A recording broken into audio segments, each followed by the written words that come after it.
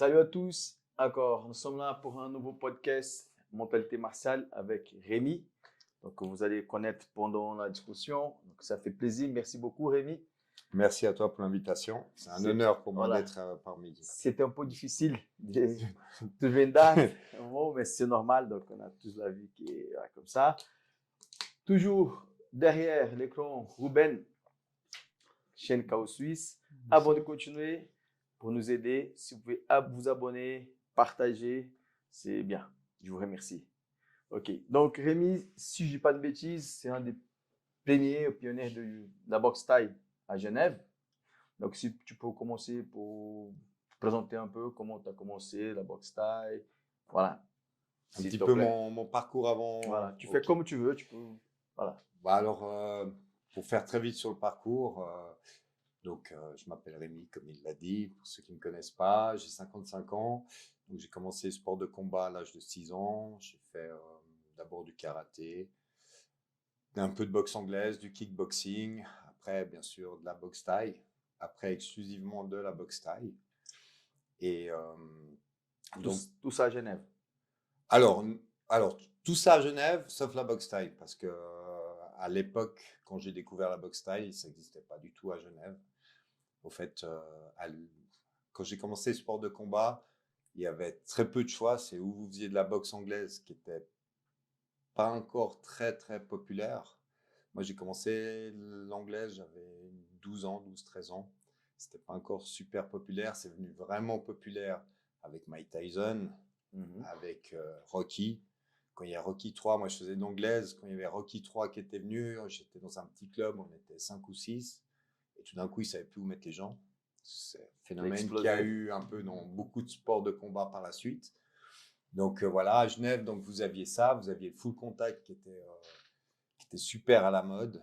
Il y avait des énormes galas qui étaient à la patinoire des Vernets, où ils remplissaient la patinoire des Vernets en faisant du full. Ouais. Ça, c'était vraiment, on va dire, la grosse époque du full, du kick.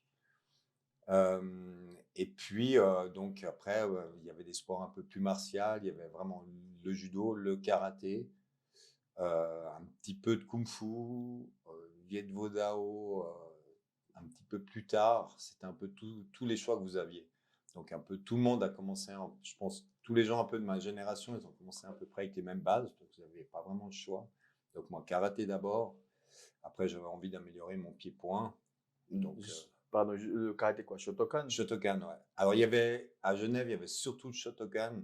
Et après, il y a le Goju-Ryu qui est venu un petit peu. Et puis voilà, puis après, j'ai fait de la boxe pour améliorer un petit peu là. Après, j'ai fait du full parce que, voilà, il y a le karaté. Vous aviez tous les coups de pied de karaté au niveau du full, plus de la boxe anglaise au niveau des points. C'est full. Après, un peu de kick, avec des low kicks, etc. Et après, j'ai découvert la boxe thaï. Et dès que j'ai découvert la boxe thaï, je me suis dit, c'était une révélation pour moi. Je me suis dit, j'ai fait des années de karaté, des combats de boxe anglaise, des combats de full, des combats de kick. Tu as passé des ceintures en karaté? Alors, j'étais ceinture noire en karaté. Noir? Okay. Ceinture noire, donc moi j'étais dans un club, je crois qu'il est toujours, c'était chez Nakajima. Il était au Shondokwan, c'est toujours ça, vers... Servette. Ouais, le quartier, comment ça s'appelle Vieux-Cieux. Ouais, Vieux-Cieux, ouais, voilà. Et lui, donc, à l'époque, il exigeait vraiment que les gens ils passent en ceinture noire au Japon et tout. Et tu as fait ça aussi? Ouais, j'ai fait ça aussi. Donc voilà, jusqu'à la ceinture noire, j'étais à fond, quoi. Et puis après, justement, c'est là que j'ai eu... Donc, tu n'as pas commencé la boxe thaï à zéro. Tu avais déjà une bonne base. J'avais une bonne base, mais qu'est-ce qui m'a vraiment motivé, c'est que, justement, avec cette bonne base, en ayant déjà... j'avais déjà fait 5-6 combats en anglaise et tout ça. Je me suis dit, j'étais en Thaïlande, j'ai vu la boxe thaï, je me suis dit, waouh, ça a l'air cool. Tu as découvert la boxe thaï en Thaïlande? En Thaïlande, ouais. En voyage. En voyage, ouais. Vacances? Ouais, je suis allé vraiment parce que quelqu'un m'a dit, ouais, vas-y et tout, tu verras, c'est cool. Parce que moi, quand j'ai connu la boxe thaï, c'était le film de Van Damme. Un kickboxer Voilà. avec Tempo. Voilà. Ah, Tu vois, moi, mais j'ai c'était un connu petit comme peu ça à l'époque avant. au Brésil. C'est comme ça que j'ai découvert la Mais boxe thaï. il y a beaucoup, en fait, il y a beaucoup de gens qui ont découvert la boxe thaï Comme, ouais. avec ce film, quoi. Mhm. Avec, je pense déjà même un peu avec, comment ça s'appelait, la comité, là. Mhm. Parce qu'il y avait un gars qui faisait de la boxe thaï, ben, il y avait un mec qui faisait de la boxe thaï et tout ça, c'était un peu. Mais c'est vrai qu'avec ce film, ça a explosé. Puis tout d'un coup, je me suis rendu compte que tous les sports que je faisais, ben, j'étais nul, quoi. Ça a fait une bonne remise en question parce que d'un coup, dès que je me suis entraîné en boxe thaï, j'avais l'impression d'être un débutant. Mhm. Et donc ça, c'est une bonne leçon d'humilité. Ouais, c'est ça, j'ai pensé tout de suite. Et puis tout d'un coup, on se dit, waouh, j'ai fait tout ça pour être un débutant. Donc j'ai aimé la culture thaïlandaise, j'ai aimé le pays, et puis j'ai aimé le sport, et puis j'ai commencé à le faire, quoi, voilà. Et puis c'était un petit peu difficile. Alors j'avais un ami ici qui a été beaucoup en Thaïlande, il s'appelle Alain Faroudia. Donc, à ce moment-là, il n'y avait pas encore de club de boxe thaï à Genève. Zéro club de boxe thaï. En fait, il y avait zéro club de boxe thaï à Genève et c'était assez sympa parce que il y a une ou deux personnes qui allaient un petit peu en Thaïlande comme ça. Si vous donniez un coup de pied, parce qu'en kick, le coup de pied, il est un peu fouetté, genre karaté, etc. Les gens, ils étaient assez terrorisés parce que tout d'un coup, on donnait un gros coup de pied avec le tibia. Donc, c'était impossible de faire de la boxe thaï à Genève à cette époque. Et bon, moi, j'ai eu justement cette chance d'avoir cet ami qui, lui, avait été aussi qui allait beaucoup en Thaïlande. Et justement, quand on était ici à Genève, je m'entraînais avec lui. Il m'a apporté beaucoup parce qu'il avait un petit peu plus d'expérience que moi. Donc, ça m'a permis de continuer à évoluer en étant ici à Genève. Et puis voilà, après, j'ai fait. Mais il n'y avait pas de club, vous vous entraînez comme Non, ça non, on s'entraînait vraiment. Franchement, à l'époque, nous, on s'entraînait. Parce que ce que les gens, ils ne se rendent pas compte, c'est qu'actuellement, il y a énormément de clubs sur Genève, mais les gens, ils ont des infrastructures de malades. Je pense que au point de vue des sports de combat, au point de vue de tout, moi, quand j'étais gamin, si vous vouliez faire du basket, moi, je devais escalader un grillage, aller en cachette à un endroit qui était fermé, aller jouer au basket, et puis si d'un coup les propriétaires ou comme ça, ils venaient partir comme des voleurs. Et à l'époque, même à Genève, c'était interdit de marcher sur les pelouses. Je ne sais pas, toi, tu viens de Genève? Je ne suis pas Tu n'es genevois. pas à Genève. Alors, les Genevois qui se rappellent, moi, quand j'étais gamin, par exemple, c'était interdit de marcher dans les parcs sur les pelouses. Alors qu'on était gamin, après l'école, on allait, on mettait les vestes par terre, on jouait au foot et on mettait des guetteurs parce qu'il y avait la police municipale qui passait. Puis s'ils nous prenaient, ils nous encerclaient, ils nous prenaient, ils nous mettaient des bûches. Alors on mettait des guetteurs et puis chacun son tour, au fait, on jouait au foot et après on faisait guetteur. Et puis d'un coup on voyait la police, on dit attention, il y a la police, puis on partait en courant. Voilà. Mais à l'époque, voilà, on s'amusait. Maintenant, les gens, c'est vrai qu'ils ont tout, ils ont des terrains, ils ont des trucs, et les gens, ils s'embêtent. Et au niveau arts martiaux, c'est pareil, il y avait très peu d'infrastructures. Il y avait quelques clubs sur Genève, des anciens clubs, genre l'Académie de karaté, qui est là depuis des années, là où il y avait Tomé, tout ça. Il y avait certains petits clubs de boxe. Moi, je faisais vraiment de la boxe anglaise dans un club minuscule.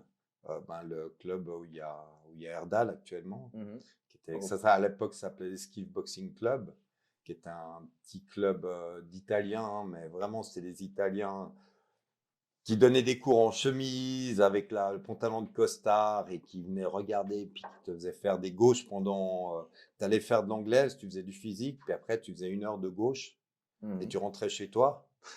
Et voilà, même au karaté, moi, c'était pareil. Hein, les premiers cours que tu faisais, tu passais tes cours assis, quoi. Je trouve ça très intéressant.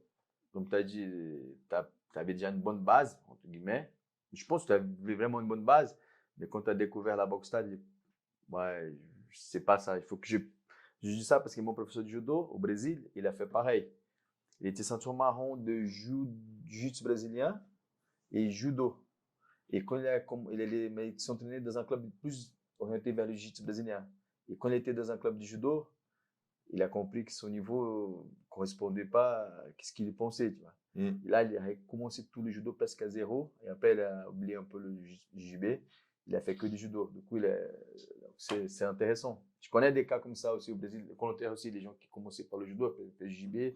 Et je pense que c'est quelque chose de très, très, très intéressant. Moi, j'ai déjà fait des sports de combat. Des fois, j'ai envie de faire une nouvelle chose pour changer un peu, mais plutôt pour changer, pas vraiment parce que je sens que c'est pas complet, tu vois. Et ça, c'est presque tout recommencer à zéro pour une nouvelle aventure, c'est intéressant. Ouais, puis ce qui est dur, c'est que maintenant, on est tellement dans les réseaux sociaux et tout, que, par exemple, moi, j'ai jamais fait de sport de combat de ma vie. Je vais venir chez toi faire du jiu-jitsu, je suis pas surpris. Mhm. Tu Ah oui, vois, c'est clair. dans le Ouais. temps, moi, Mhm. la première fois que j'ai vu de la boxe thaï et que je suis allé, je savais pas du tout ce que c'était. Ça veut dire que tu arrives, tu sais pas ce que c'est. Il y a le mec qui commence à te mettre des low kicks, tu te dis, oh, wow, qu'est-ce que c'est ce truc? Tu as le mec qui te prend encore à corps, il te jette par terre, tu te dis, ah, mais il a le droit de faire ça. Le mec qui te met un Ah, coude, tu Ouais. dis, mais c'est quoi ce coude? c'est Ben, incroyable. Bah, tu vois ce que je veux dire? Mhm. Et, bah, et l'écoute, c'est ce qui m'a le plus impressionné. voilà, et tout d'un coup, tu as une révélation, tu vois? Non, c'est un truc de fou. Je pense au Brésil aussi, à l'époque où je cherchais un club de lutte, donc il n'y avait pas les réseaux sociaux, et c'était au bouche à bouche. Ah non, c'est demain, il y a un cours à tel endroit à 18h. Et tu arrives là-bas, il n'y a personne. Même pour trouver, c'était pas facile, tu vois. Hein? Aujourd'hui, comme tu as dit, voilà, entre tout, il y a Il y a beaucoup tout, de. il y a beaucoup, les gens, ils se rendent pas compte de la chance avec les infrastructures qu'il y a, les moyens qu'il y a, ils ont vraiment de la chance. Tu vois, même, par exemple, par rapport à ce que tu fais, l'UFC, Mhm, c'est le premier UFC qu'il y a eu, tu te mhm. souviens, sur le tape Ah vidéo, ouais, pour l'UFC trouver. 1, où il y Ouais. avait tout. La première fois que moi j'ai vu l'UFC, et toi tu as vu à ce moment, à l'époque, c'était ouvert à tous les styles de combat. Il y avait des gros, Mhm. des sumos qui se combattaient avec un tout maigre, avec le combattant qui faisait bagarre de bar et tout ça. Ouais. Et franchement, la première fois que j'ai vu ça, je me suis dit, ah, c'est quoi ce truc? Et moi, je me rappelle, ben, Mhm, la première fois que c'est là que j'ai découvert aussi le Jiu-Jitsu mhm. avec les frères Gracie. Tout d'un coup, les gens, justement, d'un coup, c'est là qu'ils ont découvert Mhm. je vais pas t'apprendre l'histoire du Jiu-Jitsu, mais c'est vrai que pour moi, là, c'est une Ah non, révélation. non. C'est des choses que malheureusement les gens n'ont plus actuellement. Je- on se dit tous, donc les profs du JB, si l'UFC n'existait pas, on ne sait pas trop où il était le jiu-jitsu brésilien aujourd'hui.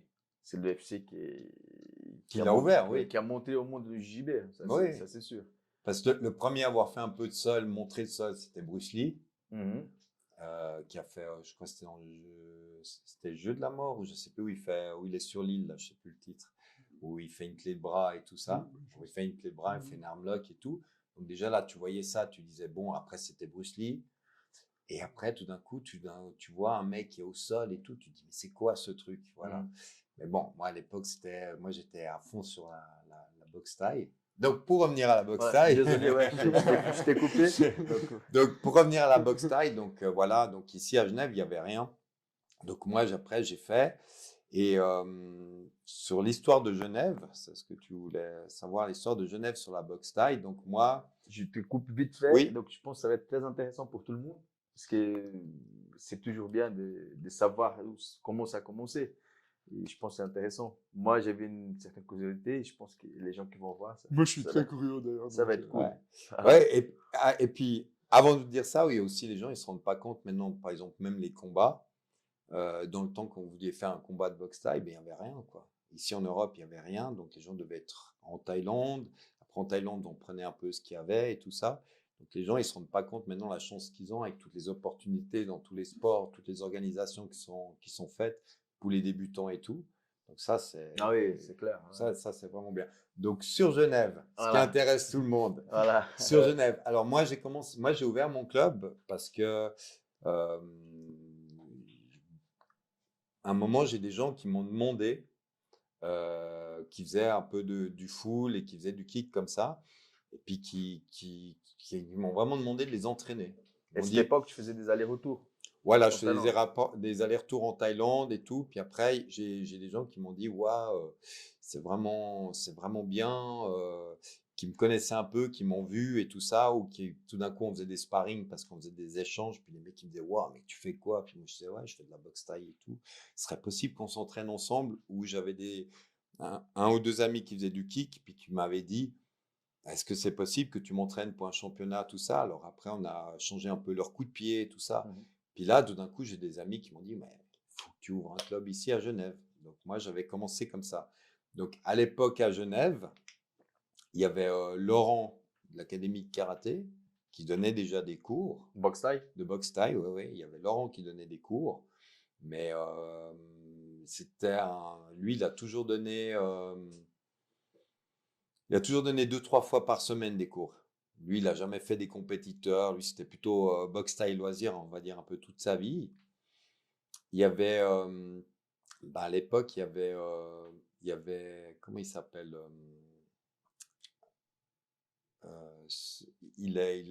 attends, voir, j'ai un petit trou de mémoire. Ça arrive. C'est je pense que tu l'as connu. Il avait il avait une grande académie. C'est un des premiers qui a ouvert une académie avec il est mort d'ailleurs, en Afrique. C'était, Ok. oui, il y avait Coco, d'ailleurs, il y avait Coco aussi qui s'entraînait chez lui. Je crois qu'il a commencé à donner des cours un petit peu avant moi, en même temps que moi. C'était, peux non, pas je sais vous plus. aider. On va trouver. Mm. Enfin, voilà. Et donc, lui, je crois qu'il faisait, mais je suis même pas sûr. Et donc, moi, quand j'ai ouvert mon club, j'étais le premier club ici officiel à Genève de boxe thaïlandaise.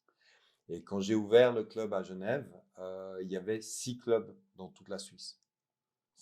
Ça, c'était ma. Alors, moi, j'ai ouvert en 1999 mon club. Et il y avait 6 clubs dans toute la Suisse. Donc, au début, on a commencé, c'était un peu du bouche à oreille, parce que moi, c'était vraiment pas du tout Et mon tu te optique. rappelles le canton que... Ah, Donc ça démarrait un peu à cette époque-là, la boxe taille. Oui, En alors, Suisse. les cantons, il y avait, On peut dire que tu es un des pionniers aussi de toute la Suisse, pas que de Genève. voilà, un des pionniers de toute la Suisse. Oui, il y avait à C'est Zurich, il y avait Natapong à Zurich, qui est toujours là. Il y avait à Zurich, Berne. Balichal était déjà là Alors, il y avait Paolo, il était là, mais Paolo, lui, il était combattant. Ok. Et alors, lui, À il s'est Bâle. fait entraîner, oui, à Bâle, mais lui, il se faisait entraîner par un Thaï. Mais je crois qu'à cette époque, lui, il a beaucoup fait aussi du kick.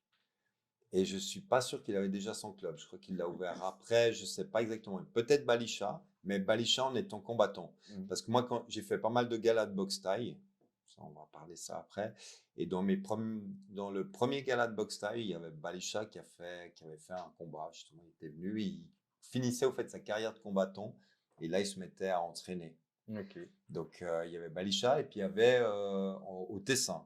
On avait fait les premiers combattants de chez moi, ils avaient fait leurs premiers combats au Tessin. On allait jusqu'au Tessin pour faire un petits interclubs, vraiment un interclub, quoi, parce que c'était des gens qui organisaient ça, il n'y avait pas encore l'engouement, parce que vraiment au tout début, il n'y avait aucun engouement. Et moi, j'ai vraiment ouvert le club en me disant, moi, c'est des copains qui m'ont dit, vas-y, il n'y avait pas de cotisation. Moi, je venais les entraîner, je m'entraînais avec eux, et puis ils me disaient, on t'aide à payer la salle, ça coûte combien, on partage entre nous.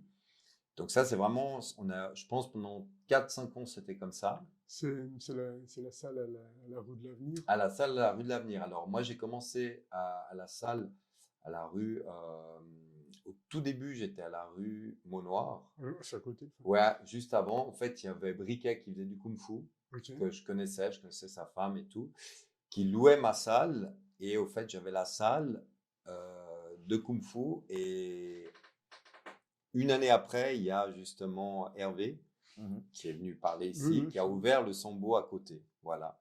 Et puis, il y avait la salle à la rue de l'Avenir, qui était une salle de judo à la base, avec le tatami. Et ils ont déplacé cette salle. Et il y avait quelques personnes qui faisaient du jiu-jitsu à l'époque. Et en fait, on partageait la salle avec eux. C'est-à-dire qu'eux, ils faisaient 3-4 fois par semaine du jiu-jitsu et nous, 2-3 fois, on faisait de la boxe thaï. Et eux, après, ils se sont un petit peu dissous. C'était l'époque où il y avait Anderson Vieira. Le jiu-jitsu brésilien. Ouais, le jiu-jitsu brésilien. Il y avait Olavo, Cyril, tout ça. C'était l'époque-là. Et puis, il nous a demandé, la personne qui avait le club, qui est Oxner, qui est président de la Fédération suisse de judo, voilà, qui m'a dit, voilà, nous on va 2 rues, il allait à la rue des Volandes, il avait trouvé une nouvelle arcade, où a commencé Igor. Ouais. Et puis c'est là qu'il m'a dit, voilà, si tu veux, Mais tu là, peux reprendre je suis un peu perdu. Quand je me suis entraîné chez toi, c'était quelle salle déjà? Alors, toi, tu t'es entraîné à la rue de l'Avenir. C'est la salle que j'ai. Alors, je l'ai eu, donc j'ai commencé en 99 et j'ai eu cette salle, je crois, en 2002.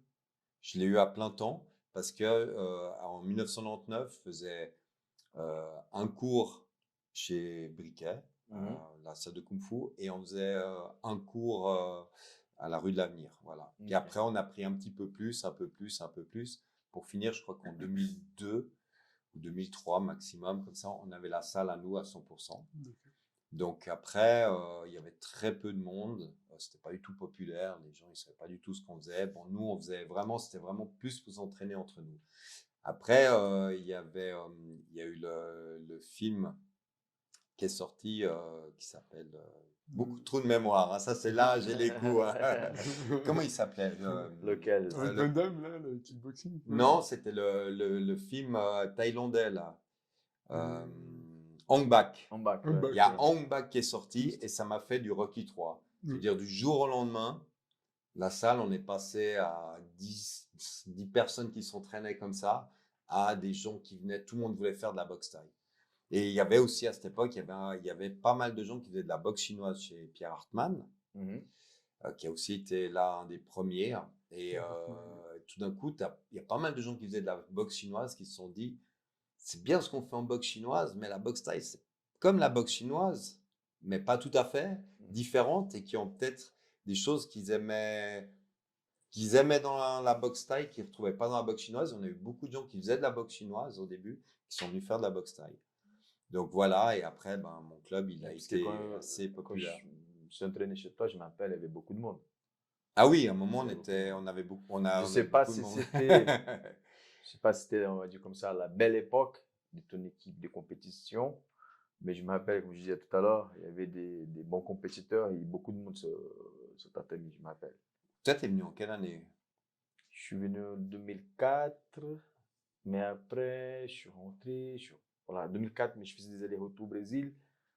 Mais c'était quand je faisais le combat de MMA. C'était en 2006, 2007. Ouais, tu es venu Voilà. compléter le pied-point chez moi. Ouais. Ouais, donc 2006-2007, oui, on avait, Comme je disais, il y avait Alex. il y avait, ouais, on a eu, c'était une époque où on a eu vraiment beaucoup de bons compétiteurs. Donc, j'ai eu mon club pendant Peut-être c'était, comme on a rigolé un peu tout à l'heure, l'âge d'or. peut-être c'était la base pour la boxe thaï genevoise, après les clubs, les profs aussi. Bah oui, Alors, Pas sûrement, tous, mais hein. bon. pas tous, mais je pense qu'une grande partie des clubs de Genève actuels, c'est des gens qui sortent de mon école. Donc, c'est vrai que c'est assez une fierté quand même pour moi parce que je suis content de savoir que, après, c'est comme un peu des enfants, quoi, de savoir que ce que tu leur as donné, eux, là, ça continue, tu vois. Parce que nous, on devient quand même un petit peu vieux et puis à un moment, il faut qu'on passe le relais. Et puis, il y a quand même des très bons clubs à Genève actuellement. Il y a des très bons clubs et dans les très bons clubs de Genève, c'est des anciens de chez moi et je suis super fier d'eux et super content qu'ils ont réussi à continuer dans cette voie, quoi. Magnifique. Ouais. Et dans quelle ville, quel club tu as commencé la boxe thaï en Thaïlande? Moi, à Bangkok et après Chiang Mai. Ouais, ouais. Ouais, Bangkok, Chiang Mai, parce que mon ex-femme venait de Chiang Mai. Et puis, Bangkok, parce que à l'époque, il n'y avait pas. Si on allait à Koh Samui, tout ça, il n'y avait rien. C'était une île. Ouais. C'était une île, il n'y avait rien. C'était des îles de pêcheurs et tout ça. Donc, zéro club, rien du tout. Donc, au fait, à l'époque, si vous vouliez faire de la boxe thaï, même à Chiang Mai, franchement, quand j'allais faire de la boxe thaï à Chiang Mai, c'est parce qu'on connaissait vraiment Long Swan. Long Swan qui était une légende de la boxe thaïlandaise, qui venait de Chiang Mai, ça, qui était à la retraite. Et on s'entraînait vraiment, pas dans un camp, hein, on s'entraînait vraiment où lui il allait. Et puis, par exemple, on s'entraînait dans une sorte de petit temple sur le goudron. Il prenait les paos et on s'entraînait comme ça. Même à Chiang Mai, il y avait très peu où il y avait 1 ou 2 camps perdus dans la jungle qu'ils avaient fait pour les petits jeunes ou comme ça. Mais il n'y avait pas encore vraiment des camps officiels. Et si on voulait vraiment trouver les camps officiels, ben, c'était Bangkok, quoi. C'est là où il y avait les gros camps parce qu'il y avait le Raja, le Lumpini, il y avait. Je suis allé visiter l'année passée. Ouais. J'ai vu un gars là et tout. C'était super. Ouais, malheureusement, t'as vu l'ancien Lumpini ou t'as vu que Non, le nouveau? nouveau, ouais. Ouais. Non, L'ancien Lumpini, il y avait vraiment, c'était tout en bois, il y avait vraiment une âme, il y avait vraiment quelque chose de. Il y a toute une mystique. Ouais, il y avait quelque chose, voilà. Donc, oui, alors même ça, même à l'époque, en plus, si on voulait faire de la boxe thaï, c'était très compliqué. C'est très compliqué parce que quand on arrivait dans les camps, les gens, ils voulaient pas forcément vous entraîner. Il fallait vraiment prouver qu'on était motivé parce que voilà, ils voulaient pas vraiment les blancs, ils voulaient pas vraiment transmettre. Aujourd'hui, c'est plutôt le contraire. Ça fait même, c'est touristique aujourd'hui. Oui, alors maintenant c'est touristique, mais après C'est business. c'est business. Moi, des fois, ce que je trouve dommage, c'est que des fois, il y a des camps où vous allez super bien, il y a des entraîneurs super bien, et puis vous avez des entraîneurs où ils vont apprendre un peu n'importe quoi pour un peu spectacle, quoi, pour que la personne qui vient, elle a l'impression qu'il a fait un truc de fou, alors que non, quoi. Si tu as un conseil pour un compétiteur, un combattant, vas-y, un pro, qui part en Thaïlande aujourd'hui pour faire un camp, pour se préparer, quelle ville, quel club tu conseilles aujourd'hui? Alors moi, ça fait 10 ans que je suis pas allé en Thaïlande, donc c'est vrai que ça a beaucoup évolué, ça a beaucoup changé. Après, je pense que si on va avoir les meilleures opportunités, ça reste tout le temps Bangkok. Parce que par exemple, quelqu'un qui est, on va dire, on va prendre un combattant pro qui est vraiment bien, s'il va à Bangkok et tout, il peut avoir la chance d'avoir des connexions pour rentrer au One, etc. Chose que s'il va, je sais pas, à Koh Samui ou comme ça, il va peut-être moins avoir cette opportunité. Donc pour moi, les grands camps, les grandes écuries, c'est toujours quand même les promoteurs principaux restent tout le temps à Bangkok, quoi. Et aujourd'hui, l'événement le plus important, le plus grand, c'est quoi? C'est le Glory ou le One? Alors, le Glory, c'est plus kickboxing. Ah, ouais, Ouais, pour moi, l'événement qui monte vraiment, c'est le One. le One. Ouais, après, le One, c'est vraiment très spectacle. Alors, ils ont. Moi, franchement, je trouve impressionnant. Ils font des petits gants, des Oui. combats de boxe. Alors ça, c'est ce qui est bien et pas bien. Alors, c'est vraiment bien pour le spectacle. Et c'est ça qui est un petit peu dommage à l'heure actuelle, c'est qu'ils pensent plus trop à la santé Ah, non, des ça, c'est combattants. La c'est pour protection ça. des Oui, athlètes. parce qu'au fait, le Mais problème c'est d'avoir pour ça les que j'ai petits. dit que je trouve impressionnant parce que déjà pour le MMA avec les petits gants, c'est quelque chose. Là, la partie sol, la partie lutte, donc on a moins de coups, mais faire un combat en boxe avec les petits gants, ça c'est. Oui, il y a beaucoup de chaos d'ailleurs. Mais le problème qui se passe avec avec les combattants, c'est qu'ils se cassent beaucoup les mains, les pouces et les mains. Ok. Parce que même quand on a les gants, souvent si c'est Bah ouais. ouvert comme ça sur un crochet, on se casse Mhm. facilement. Et avec les petits gants, même en MMA et tout, il faut faire attention. Et là, on a beaucoup plus de frappes. Donc des fois, on est fatigué. Des fois, il suffit qu'on tape la partie haute du crâne comme ça. Il y a beaucoup de dommages au niveau des mains. Donc ça, c'est clair que c'est spectacle, mais les gens, malheureusement, ils pensent pas à ce côté-là du combattant. Ouais. Après, la chose qui est un petit peu dommage, c'est aussi, alors moi, j'adore le One parce que je trouve justement ça C'est redonore, spectacle, c'est hein, spectaculaire. On dort pas, les mecs, ils sont là pendant 3 minutes, c'est impressionnant, ils y vont, voilà. Après, normalement, en Thaïlande, il y a des codes précis. Ça veut dire qu'en Thaïlande, les gens, ils gagnent leur vie vraiment en faisant du combat. Et ben, au fait, si moi je me blesse, eh ben, je peux pas combattre. Juste. J'ai pas d'argent. Et J'ai vous pas pouvez d'argent, gagner. ma famille n'a pas d'argent, etc. Donc normalement en Thaïlande, jusqu'au One à peu près, on met les coudes. Si moi je te mets pas de coude, on met pas de coude. Parce que je sais que si je te mets des coudes, je vais t'ouvrir. Donc si je vais t'ouvrir, suivant comment tu es ouvert, dans un mois tu combats pas. Parce qu'il y a les points de suture, etc. Donc au fait, en Thaïlande, ça a toujours été comme ça. Tant que tu mets pas de coude, je mets pas de coude. Après, il y a des combattants qui ont toujours des spécialistes des coudes, des spécialistes là où on sait qu'ils vont mettre. Mais en règle générale, c'était la règle. Donc des fois, souvent on voyait plusieurs combats, c'était allé au Lumpini comme ça, il y avait 0 coude. Et dès que moi je te mettais un coude, ça veut dire on ouvre la guerre et on y va et on se met les coudes. Tandis que maintenant, au One, Ils ont des primes pour les KO, ils ont des primes Ah, pour ça et donc ça. oui, Alors voilà, et les ah, promoteurs leur disent, il faut y aller, il faut le ah ouais. spectacle. Et les gens, ils y vont. Alors c'est super parce que ça donne vraiment Ah, une... pour le public, Pour le public, pour le c'est show, c'est super. ouais. Mais Pour bon, les combattants, non. et Je pense pour voilà. les combattants, les carrières, elles vont être très courtes et ils vont avoir des Sûrement, très ouais. grosses séquelles. Ouais, ça c'est. Chose que à notre époque, on avait moins. Et ça, c'est fou. Et c'est très dommage quand tu dis qu'un combattant qui vit de ça, s'il est blessé, il ne combat pas, il n'a pas d'argent. MMA, c'est pareil. Et avec Mais il- tout le progrès qu'il y a eu, quand je pense qu'il n'a pas un plan pour les combattants pro, tu vois, comme un joueur de foot. Oui, Il a cassé le genou, il va rester 6 mois, mais chaque mois, son salaire, il tombe. C'est marrant que Tu tu parles vois? de ça parce que moi, j'ai toujours Puis, pensé que les athlètes, peut-être pas en Thaïlande, et peut-être pas au kickboxing, au boxe thaï, mais je pensais que les athlètes ils étaient assurés. non, pas Enfin, du comme tout. on assure un accident, Non, non. enfin, comme Tu on... vois, MMA, les gars, des fois, les athlètes, ils dépensent de l'argent pour se préparer pour le camp, ils payent des athlètes pour venir, les coachs, tout ça. Ok. Et si son combattant, il se blesse, c'est même pas lui. Les stars, c'est déjà une autre chose, mais on va dire un combattant qui n'est pas encore au top niveau, donc le combat est annulé, donc il va pas toucher sa prime et se préparer, dépenser de l'argent pendant 2 mois et Il n'y a aucun fini. type d'assurance. Il y a Bah, je suis rien. en train d'apprendre ça, je savais Ouais. pas du tout. Ça, donc c'est dommage, c'est intéressant, fou. non, C'est- et puis moi, ce que je trouve le pire dans tout ça, c'est que vraiment au tout début qu'il y avait la fédération suisse qui a commencé ici, quoi, quand on a commencé les combats, c'était codifié. C'est-à-dire que tu étais en semi-pro, c'était c'était 350 pour la bourse de combat, je parle pour chaque combattant, où on donnait 400 aux gagnants, 300 aux perdants. Et après, la première bourse, à peu près pour les combattants pro, c'était 1000 francs. Débutant combattant pro, c'était 1000 francs. Il fallait avoir tant de combats pour avoir 1000 francs et après, tu augmentais. Voilà. Ça, c'était en Suisse. Hein. Et c'est en quelle année, vous dites?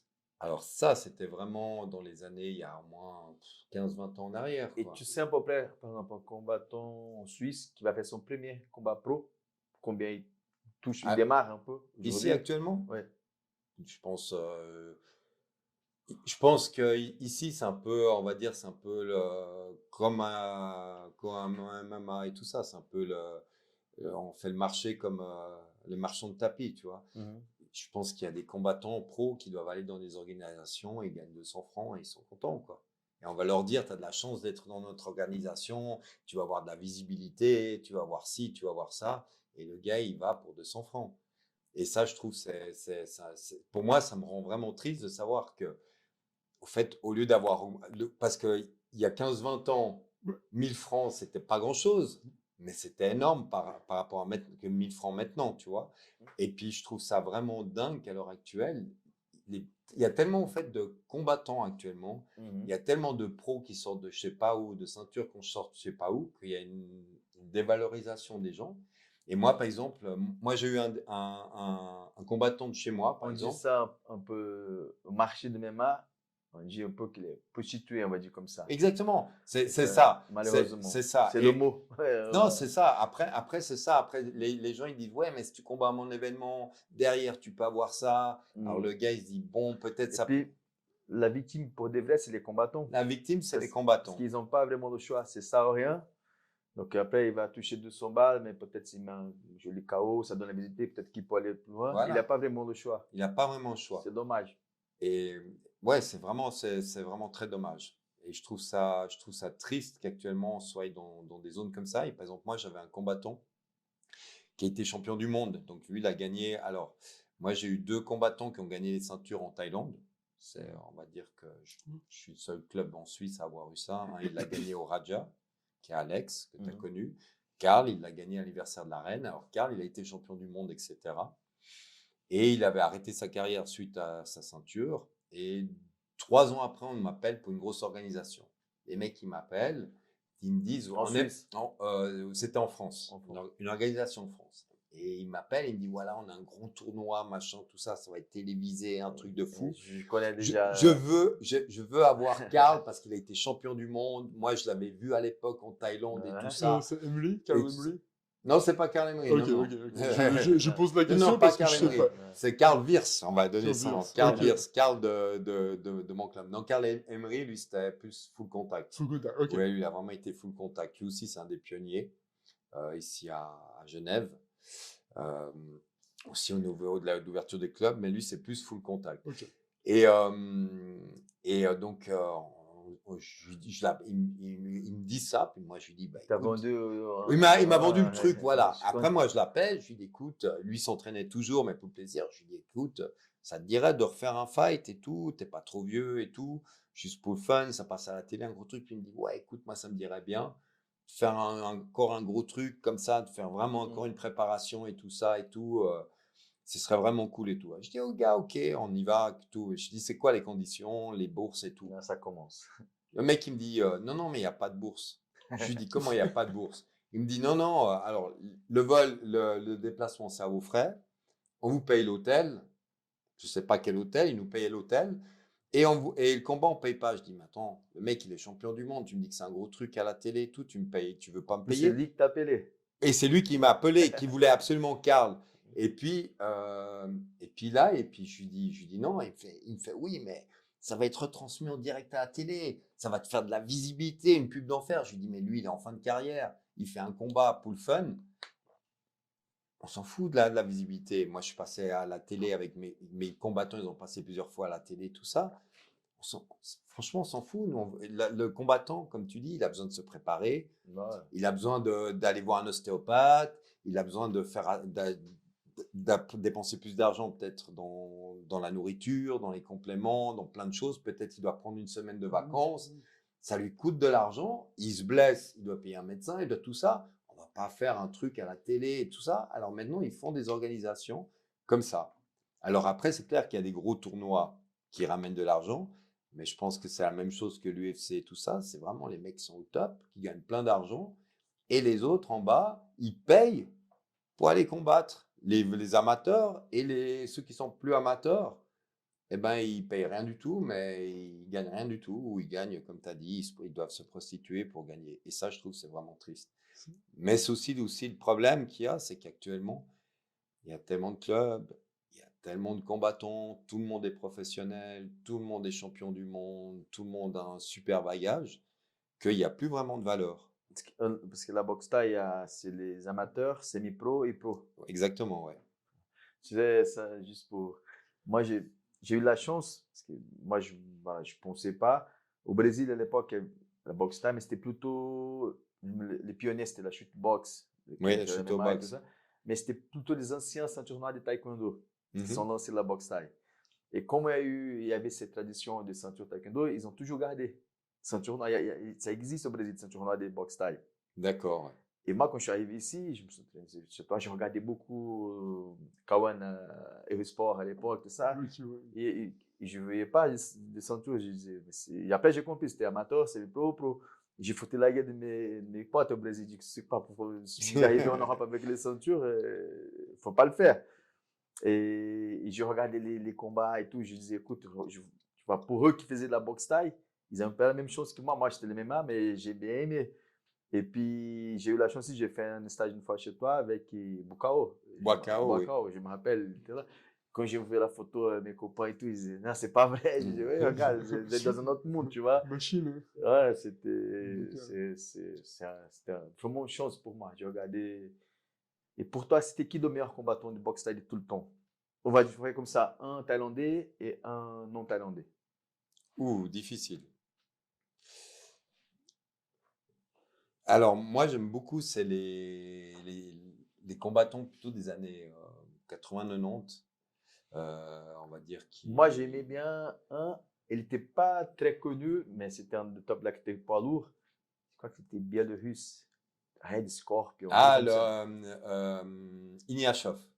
Je crois. C'est Ignashov. C'est un qui il ressemblait à rien du tout. Il était Voilà. un peu style, comment il s'appelle, le russe là? Fedor. Style Fedor. Ouais. Il arrivait comme ça, il ressemblait à rien, un peu gras et tout ça. Et, ouais, mais lui, c'était K1. Lui, c'était K1. K1, ouais.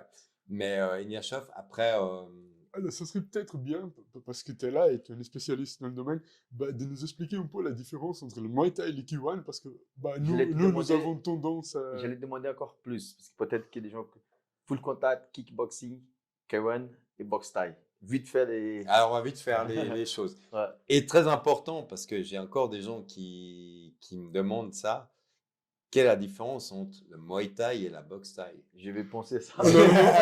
C'est marrant, Ça, on a c'est- discuté de ça. Il y a une différence encore. Alors, Muay Thai, c'est boxe Thai en Thaï. Ok. Parce que Muay en Thaï, ça veut dire boxe, Mhm. et Thaï, c'est Thaï. Ok, on commence par là. Donc, Voilà. les Donc, tous les sports de poing, Mhm. c'est Muay. Ok. Voilà, la boxe, etc. Donc, Muay Thai, ça veut dire boxe Thaï. Mhm. Thai boxing en anglais, voilà. Ouais. Donc, j'ai encore des gens à l'heure actuelle qui me disent ah, mais moi, je fais pas de la boxe Thaï, je fais du Muay Thai. Voilà. C'est exactement la même chose. Voilà. Ok. Ça, c'est la même chose. Alors, full contact à l'époque, alors, c'est, on va dire, toutes les techniques de boxe anglaise avec les poings et toutes les techniques, on va dire, de karaté avec les pieds. Donc, aucun coup de pied en dessous de la ceinture. On avait des protections au niveau des pieds. Et donc, c'est beaucoup de coups de pied fouettés, des coups de pied retournés, etc. Beaucoup de déplacements aussi. Beaucoup de déplacements, sautes. C'est assez, on va dire, assez spectaculaire parce que c'est des coups de pied assez rapides, beaucoup de coups de pied retournés, etc. Donc là, on est au niveau du full, Mhm. avec aucun droit de saisie, pas de coup de pied dans le dos, etc. Ça, c'est le full. Kickboxing, c'est, on va dire, comme le full, mais les low kicks sont autorisés. Ok. On a le droit au low kick. Donc là, on tape déjà au niveau bas, donc tous les coups de pied, tous les coups de poing et toutes les combinaisons de coups de pied retournés, etc. Genou, non. Les coups de genou. Non, ça c'est ça là, on est Kickboxing. en kickboxing. K1, Mhm. c'est du Muay Thai. Je vais essayer. Je crois qu'il y a une différence au niveau de la saisie, non? Voilà, alors K1, Donc, je suis pas très perdu. alors en K1, on a le droit de saisir l'adversaire, Mhm. mais on a le droit de le saisir, mettre un coup de genou et le relâcher. Donc, faut pas enchaîner. On ne peut pas enchaîner. Ça, c'est en K1. On ne peut pas saisir la jambe non plus. On ne peut pas mettre des coups de coude. Ok. Mais après, il y a tous les coups de pied de boxe Thai, coups de pied en bas, toutes les différentes coups de pied. Mais c'est la grande différence, on va dire. Il n'y a pas donc tout le travail en corps à corps, tout le travail en saisie et tout le travail de coude. Donc ça, c'est le K1. Au fait, le K1, à la base, ça a été inventé par les Japonais.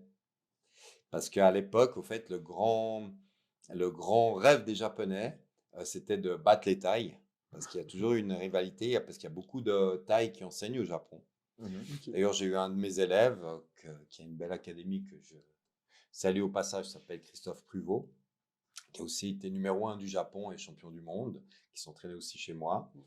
Et donc, ils se sont dit, la meilleure façon de battre les Thaïs, c'est d'enlever leurs points forts. Donc, d'enlever les Ouais. coudes et le corps à corps. Et donc, c'est là qu'est né le K1, où il y avait des énormes événements qu'il y avait au Japon, dans le Tokyo Dome, où ils avaient fait avec les poids lourds, où il y avait Jérôme Le Banner, où il y avait Ignashov, etc. Et les poids un peu plus légers, où il y a eu après plus tard Boakao, etc. Et malheureusement, il y a un combat légendaire d'ailleurs, toi qui es venu chez nous, je ne sais pas si tu te souviens, il y avait le coach à l'époque de Boakao, il essayait de vendre des shorts parce qu'il y avait un combat de légende qui était Masato, qui était le Mhm. numéro 1 japonais, Ok. qui a fait la finale du K1 contre Boakao. Ok. Je me rappelle. Et il a perdu. Et à un moment, il y avait Boakao qui lui a mis un front kick au Mhm. visage. Donc ça, c'est une insulte vraiment en Thaïlande. Et il voulait absolument que tout le monde achète des shorts avec Boakao qui met le lutte. Mais il nous avait amené des shorts avec un tissu épais comme ça, en velours, Ouais, ouais. avec des shorts léopard en velours avec le truc. Donc personne les a achetés. Tu te souviens de Ouais. ça? Parce que oui, donc pour ceux qui ne savent pas, donc moi avec le club, j'avais fait venir plusieurs Thaïlandais. Un des premiers Thaïlandais que j'avais fait venir, c'était Lang Swan, qui est une légende de la boxe thaïlandaise. Vous pouvez voir ses combats dans les années 90. Et après, le deuxième qui était venu, c'était Boakao, qui était venu, qui était resté 2 semaines dans le club Franchement, et pour qui moi, avait fait un c'était stage. impressionnant. Ouais. Ouais, j'ai participé au stage, j'ai participé aussi à des entraînements quand il était là. c'était, je voyais la télé, c'était incroyable. Pour moi, Ouais, et on c'était- a vraiment eu de la chance, quoi. À cette époque, vous aviez vraiment eu de la chance, chose que maintenant, tu vois, c'est pour voir comment on était dans une autre époque. On avait donc à l'époque, Boakao, il avait gagné déjà les 2 ceintures du K1. Donc c'était en 2006, je crois qu'il était là, ouais, quand il était là. Non. Parce qu'il a gagné la deuxième en 2006. Et donc, c'est vraiment une star. Moi, j'avais été le chercher en Italie, parce qu'il avait eu un combat en Italie. J'avais été faire son coin de ring et le chercher. Et il était resté 2 semaines dans le club. Pendant 2 semaines, il a donné les cours avec moi. À la fin, on a fait un stage. Mais pendant 2 semaines, il est resté avec les gens. Mhm. Il a vécu chez Alex et chez moi. Il vivait chez nous et tout ça. Chose qu'actuellement, je pense, dans n'importe quelle discipline au niveau mondial, à part si c'est un copain qui s'est entraîné avec toi, plus personne ne ferait. Ouais, c'est notre Ouais, voilà, parce qu'à l'époque, au fait, les arts martiaux, c'était vraiment tellement une petite communauté de gens qui faisaient ça que, au fait, les gens, ils partageaient avec le cœur. C'était plus une question comme maintenant, business, business, business, tu vois. Ça veut dire que lui, il venait parce que ça lui faisait plaisir de partager ça, malgré la personne que c'était, et qu'il faisait ça parce qu'il avait envie de partager son art avec nous, quoi, tu Mhm. vois. Et, et voilà, donc, ouais, on avait eu Wakao. Donc, pour revenir sur la question. Donc, Muay Thai, maintenant, on va arriver. Donc, Ah, t'as pas donc, encore on fini. n'a pas répondu. Pardon. Donc, boxe Thai, Ouais. après, donc, c'est tous les coups de coude, genoux, corps à corps. Donc, on a le droit de faire tomber la personne, saisie. C'est pas que avec les balayages. Non, alors il n'y a pas que les balayages. On a le droit aussi de faire déséquilibrer la personne un peu. Il y a aussi certaines techniques qui ressemblent un petit peu au grappling, etc. On a le droit de ceinturer la personne, de la faire tomber, etc. Donc tout ce genre de techniques. Euh, voilà. Et après, il n'y a pas le sol.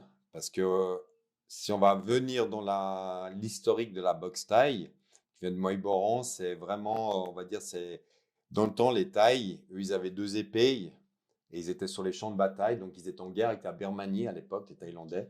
Qui a la boxe de Birmanie aussi, non? Ouais, la boxe birmane qui Ouais, la ressemble boxe, beaucoup à la boxe thaï. D'ailleurs, chaque année, ils font toujours des combats pour savoir c'est qui le meilleur.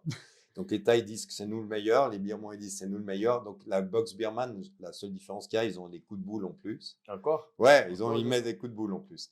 Donc, donc au fait, sur les champs de bataille, ben, ils utilisaient les coudes, etc. Ils avaient 2 épées.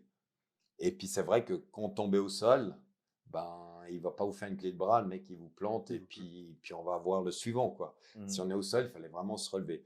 Et après, donc, ils ont continué ils ont un peu régularisé un peu tout, les techniques, pour que l'armée continue à s'entraîner.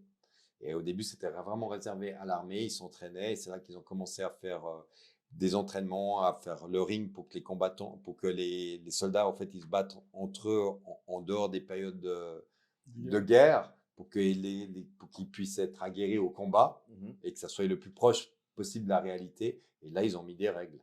Et par éthique, ils ont toujours mis que la personne, s'il tombe, au fait, si moi j'arrive à le faire tomber, ça veut dire que moi je suis supérieur à lui. Alors, je suis gentleman, je lui donne une chance, je lui mets de se relever. C'est pour ça qu'il y a des techniques de sol qui n'ont jamais été Ok. développées. Et c'est vrai que Ah, je c'est pense, intéressant. Je savais pas. voilà, donc c'est pour ça que, au fait, ça n'a jamais été plus loin. Et après, ben voilà, il y a le Jiu-Jitsu qui est arrivé, et puis les deux ensemble, ça fait des très bons combattants. Donc ça, c'est un peu la grande différence. Ok, donc pour revenir, on peut mélanger. J'ai demandé box time, mais ton préféré, même si c'est K1, Alors, ah n'importe. ouais, dans tous les combattants. Suisse, on va dire. Alors, Suisse, c'est facile. Alors, on va commencer avec Suisse. On va commencer Suisse, après on passe en Europe. Non, non, Thaïlandais, les Thaïlandais. Alors, on va Suisse, bah, c'est Andy Hug. Ça c'est quelque chose que je voulais te demander. Voilà, Andy Hug, alors lui, c'est vraiment Suppose un de des parler. pionniers de la boxe thaï. Il était à Zurich. Mais Alors, il a commencé avec le karaté aussi. karaté, C'était Kyokushinkai, lui. Hyper Kyokushinkai, fort avec. ouais, il adorait faire des gros kakato, etc. Alors, il était ouais, à peu près ma taille. Il faisait à peu près 100 kilos. Il a combattu au K1 avec le banner, etc. Moi, j'ai eu la chance de m'entraîner avec lui. Il était à Zurich. Un mec très sympa, super technique. Il a fait de la boxe thaï en Thaïlande aussi. Je pense que ça c'est très intéressant qu'on parle. Parce que sûrement, malheureusement, c'est un peu comme dans tous les sports. Je parle du jiu-jitsu brésilien, mais c'est sûr que la nouvelle génération, Ne le connaissent malheureusement, pas. ne connaissent pas. Et on va plus loin, ne valorise pas. Parce que moi, je viens pas de la boxe thaï, mais je connais un peu son histoire. Et pour moi, c'était un combattant suisse Oui, qui était. Si tu parles avec les. Je sais pas, peut-être j'exagère, toi tu sais mieux que moi. C'est comme une légende, on va dire comme ça. Et puis, de notre pays, tu vois. Et je suis sûr que la nouvelle génération qui font des galas, qui font des combats, ils le connaissent même pas, ouais. ça c'est dommage. Je sais pas, à mon avis, ça c'est mon point de vue. Il devait même avoir un gala en Suisse. En mémorial. Voilà, mémorial. Ouais, parce que lui, il était vraiment à l'époque où il y a la grande époque de Jérôme Le Banner, quand il y avait Ernest Douce, etc. Et malheureusement, ben, lui, il est mort des suites d'un combat au Japon, où il a eu une commotion cérébrale, quoi. Il a eu un AVC au cerveau, mais c'était suite au combat. Il a fait le combat, il n'a pas pris KO, mais il avait fait le combat, il avait pris beaucoup de coups, et la nuit qui a suivi, ben, il est mort dans sa chambre d'hôtel au Japon, quoi. Ah, d'accord. Ouais, Ok. il est mort, voilà. Mais c'était vraiment, il faisait partie, on va dire, du Mais top. jamais eu une continuation, on va dire, je sais pas, des élèves à lui, je sais pas, Non. les gens de la famille. Non. Ça s'est arrêté là. Ça s'est arrêté là, ouais. Ça, c'est vraiment dommage. Et C'est pas mon domaine, mais ouais, les c'est gens qui vraiment voient la dommage, c'est boxe vrai. thaï, voilà, Kewan, je sais pas. Après, ce qui est dommage aussi, on va dire, c'est que bah, à l'époque où moi j'avais ouvert mon club et tout, lui il était là quand même. Bon, après, il était souvent au Japon parce qu'il faisait partie du top 10 mondial. Après, en Suisse, on a toujours cette barrière suisse-allemand, suisse-français. On se parle pas trop, et c'est vrai que c'est dommage parce que c'est vrai que quand j'ai ouvert le club, on aurait pu faire des super échanges. Mais voilà, après, il est mort. Et je sais plus en quelle année il est mort, mais il est mort peu de temps après que j'ai ouvert le club. Donc voilà, combattant suisse, 100% c'est lui. Facile. Facile, ça c'est une question Allez, facile. On va dire non thaïlandais maintenant. Alors non thaïlandais, alors pour moi ça reste, j'en ai deux, Ramon Decker et Skarbowski. Ouais, Jean-Charles, Jean-Charles c'est Skarbowski, voilà. magnifique. Magnifique, rien Bah, à dire. à l'heure actuelle, j'aime beaucoup aussi Jimmy Vienno. Jimmy Vienno, alors 7 fois champion du monde. voilà, alors Jimmy Vienno, c'est quelqu'un que, alors pour revenir Jimmy Vienno, il était presque pas connu. Alors moi, à l'époque, je faisais des galas. J'étais le premier à faire des gros galas où je faisais venir des Thaïs à chaque fois, passer à la télé et tout ça. Puis une fois, on avait fait un tournoi. Et puis au fait, la personne qui gagnait ce tournoi, Je vous en prie, non, Oui. dites. Non, parce que en fait, j'ai eu l'opportunité une fois d'interviewer Jimmy Vienno. ouais, Et il me raconte que son premier combat pro, c'était en Suisse. oui, mais Voilà, c'est ça l'histoire. Alors, au fait, donc Jimmy Vienno,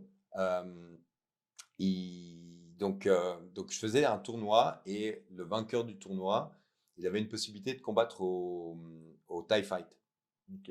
Voilà. Et il gagnait, au fait, une ceinture du tournoi, qui est la première ceinture qu'a gagné Jimmy Vienno.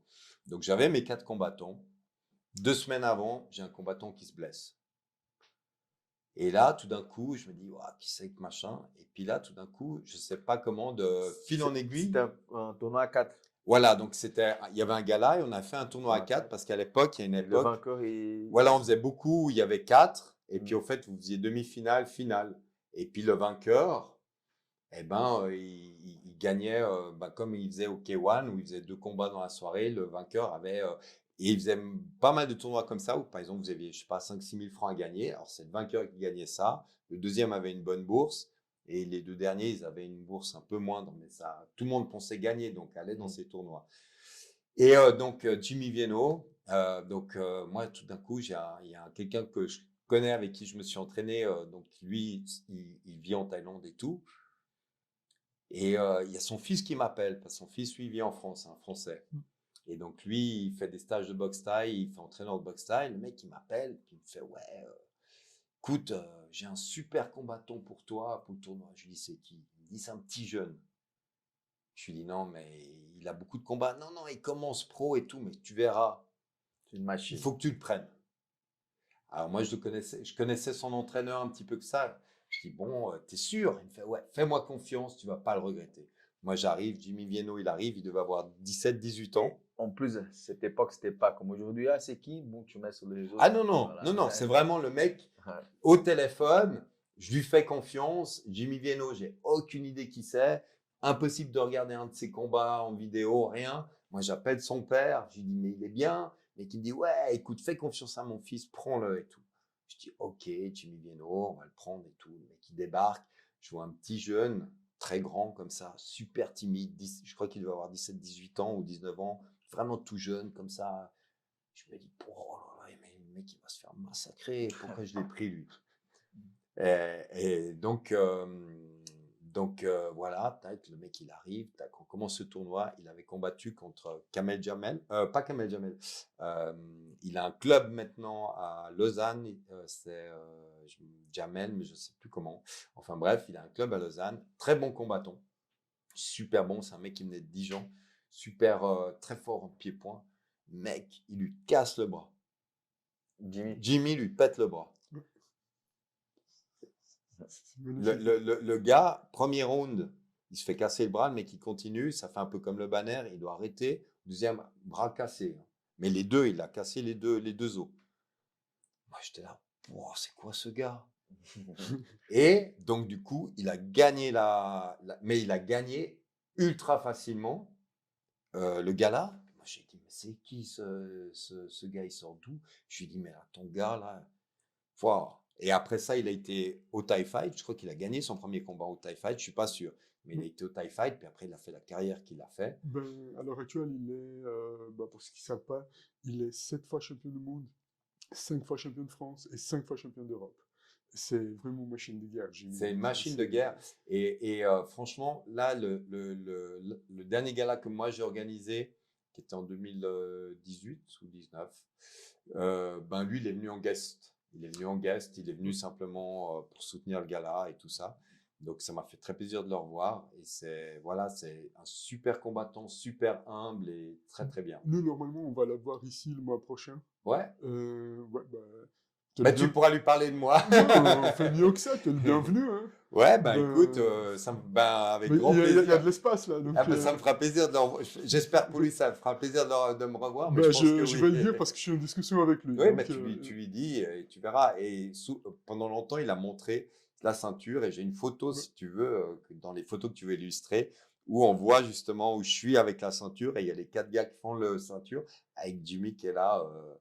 Voilà, mais vraiment super, super combattant, super humble, super carrière. Donc, c'est aussi quelqu'un que j'admire beaucoup. C'est une belle personne. Très belle personne. Après, dans les combattants thaï, j'ai Lang Swan, j'ai plusieurs personnes. Après, il y a Boakao que j'aime beaucoup parce que je trouve c'est un peu difficile parce qu'il y a aussi le côté émotionnel. C'est quelqu'un qu'on a pas mal connu, qui est resté chez moi et puis que j'ai partagé beaucoup de choses avec lui, qui est très gentil, qui est très voilà. Donc Boakao, j'ai Anouat, je sais pas si tu te souviens, il était venu 2 fois. Donc lui, il était venu 2 fois à Genève.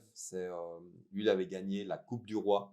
Au fait, c'est le roi de Thaïlande quand il a un sportif qu'il adore et il lui donne une coupe en récompense. Donc il y a très peu de sportifs qui ont cet honneur. Et lui, il fait partie des rares à avoir eu cet honneur. Et c'est un énorme champion. Et puis, bien sûr, j'aime bien, mais pour moi, il fait un peu trop de show, mais c'est quelqu'un que j'adore, c'est Sunshine aussi. Mais après, il est un peu trop chaud. Voilà, c'est un peu, on va dire, voilà.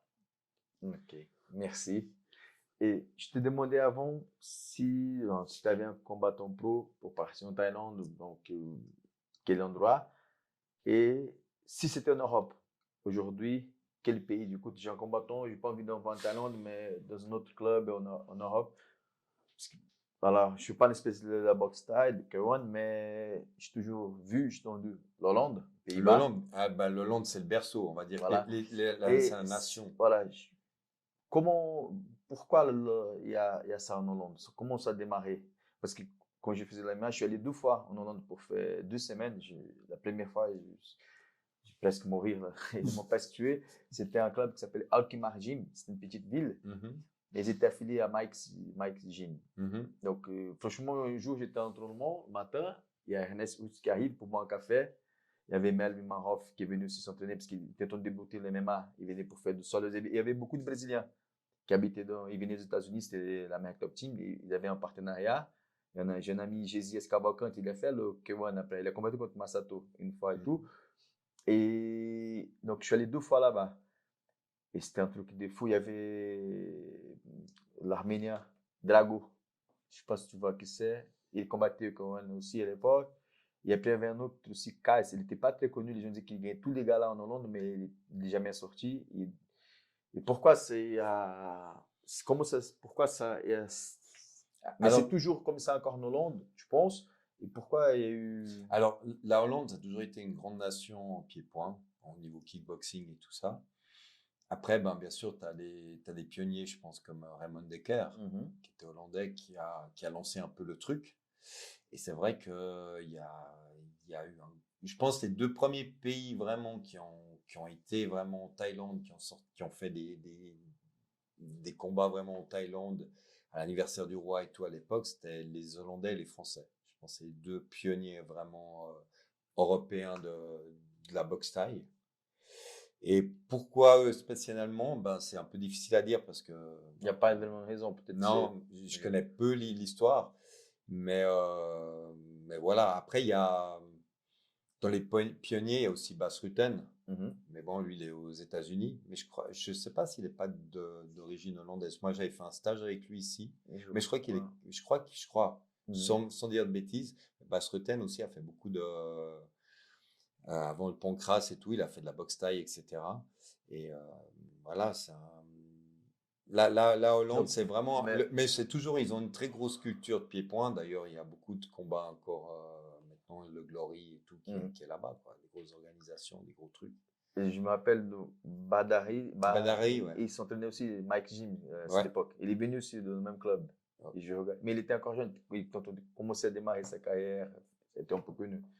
Mais pour moi, c'était un peu comme, tu vois, le pays, voilà, à part la Thaïlande, c'était l'Hollande dans ma tête. Oui, c'était l'Hollande. Mais aujourd'hui, ça reste encore comme ça, ou c'est un peu moins. Et Alors si tu moins avais un maintenant. combattant en Europe, tu le dirais d'aller en Hollande, d'un autre endroit, tu penses que ça pourrait être bien aussi pour une préparation. La France aussi, bien sûr, je pense. La Suisse. Je pense qu'on a des très bons clubs Non, à non, non, Genève. mais On a des attends, très bons clubs à Genève. mais je dis pas que, voilà, parce C'est que le mieux, c'est niveau, juste, hein, ouais, Non, je pense qu'actuellement, franchement, ça s'est tellement démocratisé, autant dans tous les sports de combat, je pense. non, c'est la même chose du jiu-jitsu brésilien. Avant, pour c'est qu'au Brésil, maintenant il y a des beaux clubs aux États-Unis, et même en Europe, on trouve des beaux Même en clubs pour Europe. s'entraîner. Même, Ouais. même ici à Mhm. Genève. Ouais, c'est clair. Même ici à Genève, il y a des très bons clubs de jiu-jitsu et tout. Alors, je pense que, en fait, le problème qu'il y a, c'est que comme avant, c'était tellement exclusif, comme par exemple, moi, quand j'ai commencé, euh, bah, il y avait 6 clubs, il y avait tout à faire. Tu vois ce que je veux dire? Ça veut dire que moi, les gens, ils venaient faire de la boxe thaï, ils venaient à Genève, ils venaient chez moi. Voilà, tout le monde a commencé un petit peu chez moi. Euh, ou si la base, les fédérations, moi j'ai eu 7 ans à la fédération, on a fait plein de choses, on a envoyé des gens en Thaïlande avec la fédé et tout ça. Et je pense que, au fait, au début, tu n'avais pas besoin vraiment de trop réfléchir, tu vois ce que je veux dire? Tu Mhm. voulais faire tu voyais Tyrone Spong, tu voyais Raymond Dekker, tu voyais tout ça. Tu disais, pour moi, je veux aller là-bas, tu vois. Et pareil, tu voulais faire de la shoot au box, tu voulais faire du jiu-jitsu, tu réfléchissais pas, tu allais au Brésil. Tu vois, avant, c'était vraiment, tu veux faire du karaté, il faut que j'aille au Japon. c'est Après, juste. je dis pas que je pense que si tu retournes au Brésil pour faire du jiu-jitsu, en Thaïlande, au Japon, faire du karaté ou du Judoka. judo, ou comme ça, ce qui est bien, c'est que tu retournes un peu, on va dire, c'est comme si tu fais un pèlerinage. Tu Mhm. retournes aux sources C'est sûr, ouais. et ça te permet vraiment de t'imprégner de la culture et peut-être de mieux comprendre le sport. Mhm. Parce que, Ouais, tout à fait, ouais. parce que eux, c'est leur sport. Tu vois ce que je veux dire? Mhm. Et il y a ce côté-là qui manque ici. Et en plus, ici, et ben un peu partout, tu as des profs qui sont des fois qui ont un gros bagage et une vraie culture, et tu as des gens qui ont moins de culture, et ils peuvent pas donner ça aux gens, tu vois. Mais je pense maintenant, si on veut vraiment réussir, c'est trouver le bon entraîneur. C'est pas le pays, quoi. Ok. C'est ça. C'est ça. Parce que je pense qu'il y a des bons entraîneurs partout, mais il faut trouver le bon entraîneur, quoi. Bonne réponse. C'est Très ça qui bonne est le plus. réponse, Non, d'ailleurs. mais c'est vrai. Et je pense que le problème aussi qu'il y a actuellement, c'est qu'avant, si moi je venais faire du jiu-jitsu chez toi, par exemple, eh ben, je restais chez toi. Voilà. Qu'on soit fâché, on soit pas fâché, c'est comme si toi, tu es mon père, eh ben, tu seras toujours mon père. Tu vois ce que je veux dire? Des Mm. fois, je suis fâché avec mon père, mais je dois rester, c'est mon père, je reste avec lui. Ou si je reste pas avec mon père, un jour, si je me marie, Mm. eh ben, je demande l'autorisation à mon père d'aller ailleurs, mais j'aurai toujours une reconnaissance envers mon père. Et tu penses qu'avec le temps, cette Ah, déontologie s'est perdue un petit peu alors, oui, avant, il y avait vraiment un code. Donc, au fait, ce qui te permet aussi, tu vois, si moi, je commence, par exemple, le jiu-jitsu chez Anderson, je suis nul, je connais rien, il va m'apprendre, un jour, je vais devenir combattant. Peut-être que je suis doué, je suis pas doué, mettons que je suis doué. Lui, il m'a vu débuter, il m'a vu grandir et il me connaît. Donc, en me connaissant, il peut plus facilement savoir c'est quoi mes points forts, mes points faibles. En plus, il y a quelque chose entre nous qui fait que si je change après de coach, l'autre, il me connaît pas, peut-être qu'il va m'apporter des choses, mais il n'y a pas ça. Avant, on restait dans un club, il y avait peu de clubs. L'avantage qu'il y avait aussi, c'est quand tu étais dans un club, comme tu as dit, quand tu allais en Hollande, tu avais plusieurs champions, tu vois, comme moi à l'époque, quand j'avais mon club, j'avais plusieurs champions du monde, j'avais des champions d'Europe, j'avais des champions suisses, j'avais vraiment un team, un gros team. Donc, quand tu étais combattant, ça te pousse parce que tout d'un coup, tu as plein de combattants qui sont vraiment en haut. Et toi, tout d'un coup, tu t'entraînes avec eux. Tu dis, si lui a été champion, ben, moi aussi, je peux y être. Et tu as cette synergie qui te pousse en avant. Tandis que maintenant, les gens, ils sont là et je m'entraîne chez lui.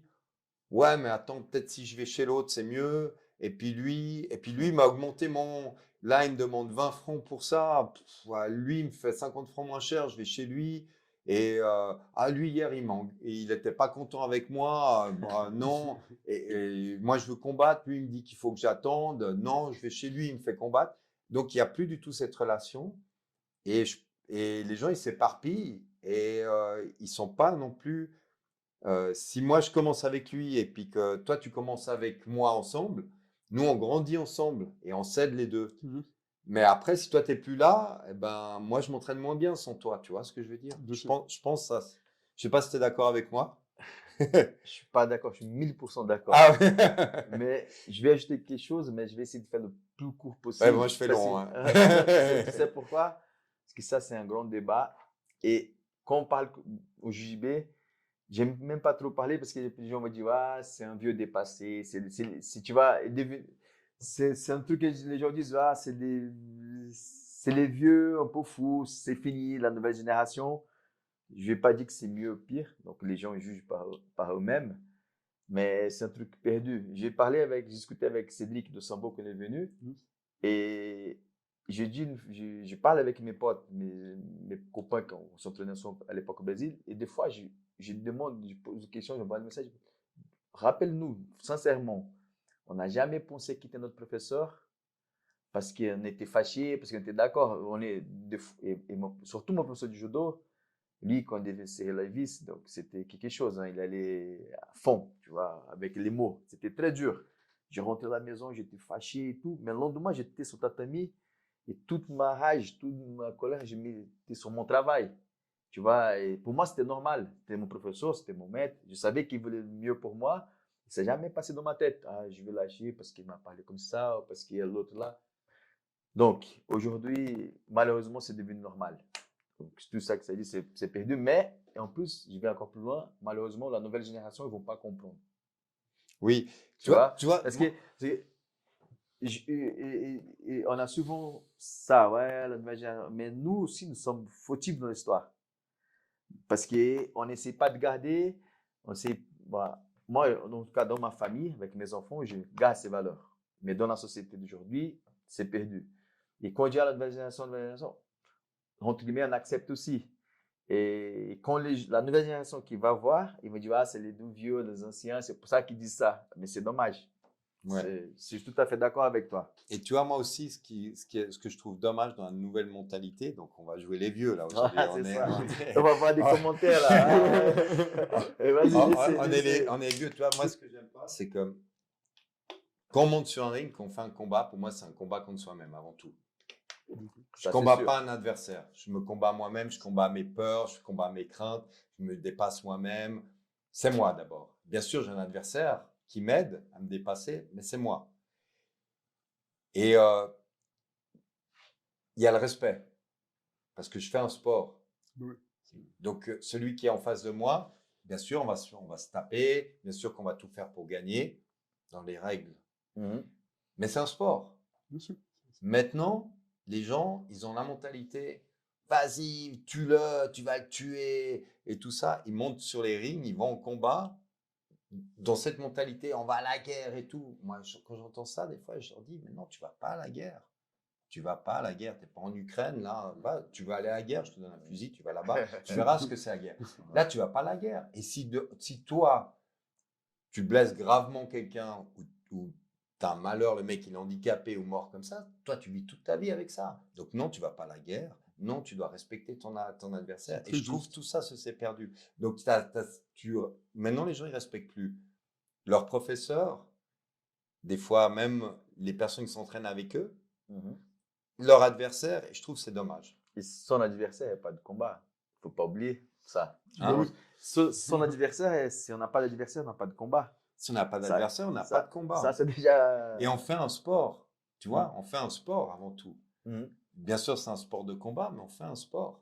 Non, c'est clair. Et puis après, il faut, même dans les clubs, il faut accepter. Il y a des gens, ils viennent parce qu'ils adorent un sport de combat. Ils viennent pour s'entraîner sans vouloir du tout faire de la compétition. Il faut les entraîner parce que c'est leur kiff. Ils ont toujours rêvé de ça, mais peut-être le mec, il est médecin, il est machin, et tout ça. Il n'a pas envie de faire des combats, il est trop vieux et tout. Et il faut leur donner la possibilité. C'est juste. C'est clair. Il Ouais. faut accepter tout le monde, entraîner tout le monde et puis avoir cette mentalité. Et je trouve maintenant, il y a plein de clubs qui malheureusement, Mais moi, je ne suis pas contre le changement de club. non, Moi, je suis le premier. Si un élève dit, écoute, Anderson, ça ne me convient pas. Je suis le premier, j'écoute. Vas-y, cherche. Je te donne même la liste des clubs qui est à Genève. Mais pour moi, c'est la façon que les choses sont faites qui change tout. Tu vois? alors moi, je suis tout à fait d'accord avec toi. Pour moi, si quelqu'un il veut aller voir autre chose, c'est un respect. Tu vois, c'est comme je te dis, si toi, tu es mon père et moi, je veux me marier, Mhm. je te demande l'autorisation. Je te dis, écoute, Anderson, j'aimerais aller m'entraîner là. C'est OK. Tu vois ce que je veux dire? Moi, quand j'ai ouvert mon club, j'ai demandé à la personne avec qui je m'entraînais ici à Genève, je lui ai dit, écoute, parce qu'on s'entraînait vraiment tout le temps, je me suis dit, j'ai pas envie, tout d'un coup, j'ouvre un club et puis que lui soit fâché. Je lui ai dit, écoute, j'aimerais. Il y a des gens qui me demandent d'ouvrir un club. Est-ce que tu es d'accord? Il m'a dit oui. Après, je suis allé en Thaïlande et j'ai été vers deux, trois gars, des entraîneurs que j'avais. Je dis, voilà, moi, j'aimerais ouvrir un club. On me demande, est-ce que tu es d'accord? Parce que ça veut dire que quand moi, je vais venir, maintenant chez toi, je suis plus combattant ou comme ça. Je vais venir peut-être avec des élèves. Est-ce que j'ai les capacités à être entraîneur, tu penses, tu vois? Et moi j'avais aussi le truc qui était très bien, c'est quand j'avais été en Thaïlande dans cette optique, les gars ils m'ont dit, OK, tu veux faire ça? Pose tes gants, prends les PAO. Et puis j'avais été un mois et demi m'entraîner, puis au lieu de m'entraîner, j'avais pris les PAO pour tout le monde, Mhm. pour justement passer de l'autre côté, tu comprends ou pas? Mhm. Bien sûr. Pour avoir des conseils d'eux et tout ça, parce qu'eux ils m'ont dit, OK, vas-y. Donc toi, tu ouvres, tu as cette conscience. Et maintenant, malheureusement, les gens, ils ont plus cette conscience. Et le pire, c'est que je vais partir, je vais rien dire à Anderson. Et dès que j'arrive dans le club de l'autre, je vais dire, ah, Anderson, c'est un con. Anderson, il est pas bien, il a fait ça, il a fait ça. Et je vais croiser Anderson dans un gala, je vais même pas lui dire bonjour. Ouais. Ça arrive souvent. Et c'est ça que je trouve qui est triste. Non, au jiu-jitsu brésilien, il y a, il y a beaucoup de profs qui disent même, c'est pour ça que je dis, c'est des fois on dit, ah, la nouvelle génération, hein, mais des anciens, ils disent, maintenant tu dois regarder comme business, c'est plus des élèves, c'est des clients. Tu Oui, vois, ça a été toujours des clients, mais ils sont presque en train d'oublier les élèves. Ils veulent même plus utiliser, ah, c'est des élèves, non, c'est des clients. Tu vois, et c'est dommage. parce que moi, je trouve quand tu as des compétiteurs, pour moi, j'ai toujours considéré, et je considère toujours, les gens qui font de la compétition, c'est un peu comme tes enfants. Mhm. Parce que tu passes tellement de temps avec eux, tu t'investis Ouais, tellement c'est quand tu as des clair, ouais, c'est clair. compétiteurs. En plus, tu as une responsabilité de dingue parce que quand tu mets quelqu'un sur le ring, Mhm. le mec, il te confie sa santé. Mhm. Tu es d'accord? Oui. Parce que c'est toi qui lui dis, OK, vas-y. Donc, si toi, tu lui dis, OK, vas-y, c'est parce que toi, tu penses qu'il a les capacités de le faire. Donc, lui, te fait confiance, tu vois. Mais tu joues avec sa santé. Et pour moi, c'est mon enfant. Moi, quand il y a un de mes combattants qui prend KO comme ça, c'est moi qui dors pas derrière. Mhm. Mais c'est l'ancienne génération. Je pense que maintenant, les gens, ils envoyaient les gens à la boucherie. Ils font un mois de boxe thaï. Tu veux combattre? Allez, vas-y, t'inquiète. C'est pas grave, vas-y. Et puis, je trouve que c'est dommage. Ouais. Bon, voilà. Non, c'est Tu veux juste- acheter quelque chose, Ruben? Non, non, pas forcément. Enfin, en tout cas, concernant ça, non. Par contre, j'ai une question qui m'intrigue, mais là, on va redevenir un petit peu en arrière dans notre discussion. D'accord. Ben, c'est par rapport au grade. Donc, comment ça se passe en boxe thaï? Alors, ça, c'est une très bonne question. Donc, au fait, en boxe thaï, il n'y a pas de grade. Ok, d'accord. Voilà. Alors, il faut savoir que normalement, à la base, en Thaïlande, tu vas faire de la boxe thaï, c'est parce que tu veux combattre. Donc, tu combats. Donc, Ça, c'était normalement, à la base aujourd'hui. la base. Là, on va vraiment à la base. Ouais. Tu vas en Thaïlande toujours. Tu es Thaïlandais, tu vas en Thaïlande, à part si tu es riche, puis tu prends un cours privé. C'est les enfants. Mais tous les cons, par exemple, là, je vois beaucoup, là, j'ai un élève qui fait du jiu-jitsu, et jamais fait de la boxe thaï. Il est parti là-bas, et là, les deux encons, voilà, ils se fait pas. Mais c'est touristique. Les gens payent même pour le con, pour faire du yoga, la boxe Oui, thaï, oui, un thaï qui tient les pas hauts. Tiger Muay Thai, non? Il y en a sais plusieurs. pas si- Il y a Lyon Muay Thai aussi. Oui, non, mais Je il sais y a, pas il y a- si il y a chez plein de Tiger. Brésiliens maintenant qui sont en Thaïlande, qui Ouais, font ouais. fortune en Thaïlande en faisant du jiu-jitsu en Thaïlande. Ouais, ouais, Oui, non, oui, c'est juste. Non, c'est vrai. C'est très juste. Alors, Il oui, y a, il y a même un manager brésilien pour la boxe thaï, là-bas. Il amène des Brésiliens qui sont forts, dont des cons. J'ai vu un reportage, ils sont deux trucs, tu vois, ils sont 10, un petit studio, comme ça. Ils gèrent leur carrière. Et un Brésilien, je crois qu'il s'appelle Léo, ça fait pas longtemps, il était au Brésil, il a fait un podcast, il a participé. Et j'ai connu aussi quand je suis allé là-bas, la première fois en Thaïlande, parce qu'on avait démarré un partenariat avec Bad Boy, mais c'est pas trop marché. Et j'ai connu ce gars. Et c'est un manager brésilien qui gère tous les combattants brésiliens qui vont là-bas aussi, qui font leur carrière. non, mais non, c'est un gros. Bah, avec le One, je pense ça. Le One a ouvert parce que, par exemple, moi, j'avais fait il y a quelques années en arrière, en 2012. 2012, ils avaient fait, les Thaïs, ils avaient fait la première formation internationale d'arbitrage. Parce qu'ils voulaient vraiment qu'au niveau international, tous les arbitres, ils fassent vraiment les règles, ils connaissent bien et tout ça. Donc, c'était sur une semaine, tu avais des trucs et à la fin, ils avaient un test et tu devenais juge ou arbitre ou juge-arbitre. Et à la fin de ce stage, ils ont permis à 2 personnes d'arbitrer. Donc, il y a un Français et moi-même qu'on a été les 2 premiers à arbitrer à l'anniversaire du roi en Thaïlande. Parce qu'à l'époque, il y avait 0 étranger qui arbitrait en Thaïlande. Donc en 2012, hein, c'est pas il y a 50 ans en arrière. Donc voilà. Donc suite à ça, maintenant, si on regarde le One, il y a plein de combattants étrangers, plein d'arbitres étrangers. C'est-à-dire que maintenant, ils ont ouvert vraiment au monde la boxe thaï. Mais si on reste vraiment dans les comptes traditionnels, vraiment à Bangkok ou comme ça, où il y a les combattants qui vont encore au C'est pour la Raja, compétition. c'est pour la compétition. Alors, il y a les touristes qui viennent, tout ça, parce que pour eux, c'est une manne d'argent. Parce que, par exemple, moi, je m'entraînais, pendant longtemps, on a été au Khao Samrit, qui est un club où il y avait Anuat. Donc, moi, quand j'ai connu le Khao Samrit, c'était, il y a une grande rue, il avait un club, je pense, un tout petit club, il y avait un ring avec 3 chambres à côté, c'était un petit truc comme ça, complètement un peu en dehors de Bangkok. J'y étais retourné 2-3 ans après, ils avaient déjà doublé la surface. Maintenant, au fait, les gars, ils ont toute la rue. Le camp, il est énorme. Donc, il y a un côté du camp où c'est les étrangers qui s'entraînent. Un côté un peu plus derrière où c'est les combattants qui s'entraînent, où normalement très peu d'étrangers peuvent y aller. C'est vraiment les combattants un peu plus hauts. Et plein de chambres partout. En face, ils ont un truc pour bouffer. À côté, ils ont un truc pour laver les habits. À côté, il y a un kiosque. Toute la rue est à eux. Tellement ça agrandit. Et ce que je trouve dommage, c'est que dans le temps, tu vois, tu allais en Thaïlande, des fois, tu n'apprenais pas parce que le mec qui t'enseignait t'apprenait, parce que tout d'un coup, comme il n'y a pas de grade, pour répondre à ta question, parce que ça, Oui, on est en juste. train de se perdre. Ben, au fait, tu arrivais dans un camp, tous les gars, même les petits gamins, tout le monde était là pour combattre. Donc, toi, tu t'entraînais. Alors, moi, au début, quand je m'entraînais, vraiment, il y a pas mal de cons qui n'aimaient pas du tout les étrangers, hein. Ils te regardaient de travers, ils ne voulaient pas t'enseigner. Tu avais des boxeurs, des fois, dès qu'ils faisaient un peu sparring avec toi, ils faisaient exprès de te mettre un sale coup pour un peu te blesser. Tu as des entraîneurs, des fois, ils ne voulaient pas te tenir les pas hauts et tout ça. Puis, il fallait vraiment rester dans le camp. Il fallait vraiment montrer que tu étais là pour que le mec il commence à te considérer et commence à t'entraîner. Et toi, tu apprenais quand même, parce qu'au fait, des fois, ils te laissaient mourir au sac, mais tu regardais. Et à côté de toi, tu avais le numéro 1 du Lompini ou comme ça qui s'entraînait, et toi, tu le regardais, puis tu t'apprenais en regardant beaucoup. Tu es d'accord? Il y a une époque, on Bien apprenait sûr, bien beaucoup en sûr. regardant. Et puis, tandis que maintenant, ben, ce qui est dommage, c'est que tu as des touristes partout. Donc, à côté de toi, tu as un gars qui est aussi encore plus mauvais que le gars qui est à côté de toi à la salle ici à Genève, l'autre aussi et tout. Donc, tu as plus cette chose qui te permet de t'améliorer et puis d'avoir une vision, tu vois, différente de la boxe taille, tu vois. Encore, Mais les grades. Ouais, les grades. Donc, il n'y a pas de grade. Donc, au début, tu arrives en boxe taille. Et donc, tout le monde est là pour combattre. Tu sais pas qui c'est le champion, qui c'est pas le champion. Tout le monde s'entraîne ensemble.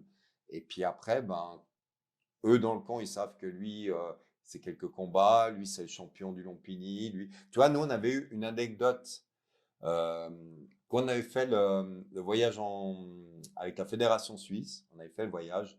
C'est quand il y avait encore l'ancien Lompini. Donc, c'est, je crois, la dernière année où il y avait l'ancien Lompini. Donc, on a une délégation suisse. Donc, moi, je connaissais le propriétaire qui avait le, le gym en dessus du Lompini.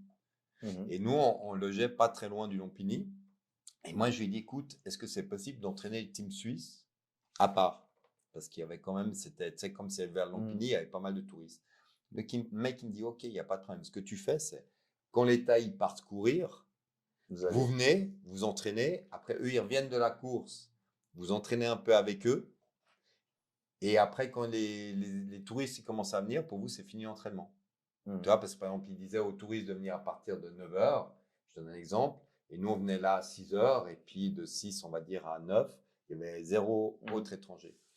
Et nous, 2 jours avant, il y avait eu un grand événement en Thaïlande. Il y avait Lompini contre Raja. Donc, numéro 1 du Lompini contre numéro 1 du Raja. Les mecs qui fightaient, tout ça. Donc, on avait été voir ça.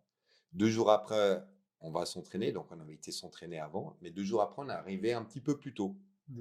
Et tous les mecs qui étaient numéro 1 du Lompini et tout, ils étaient en train de dormir par terre. Il y avait le ring et ils dormaient par terre sur les tatamis.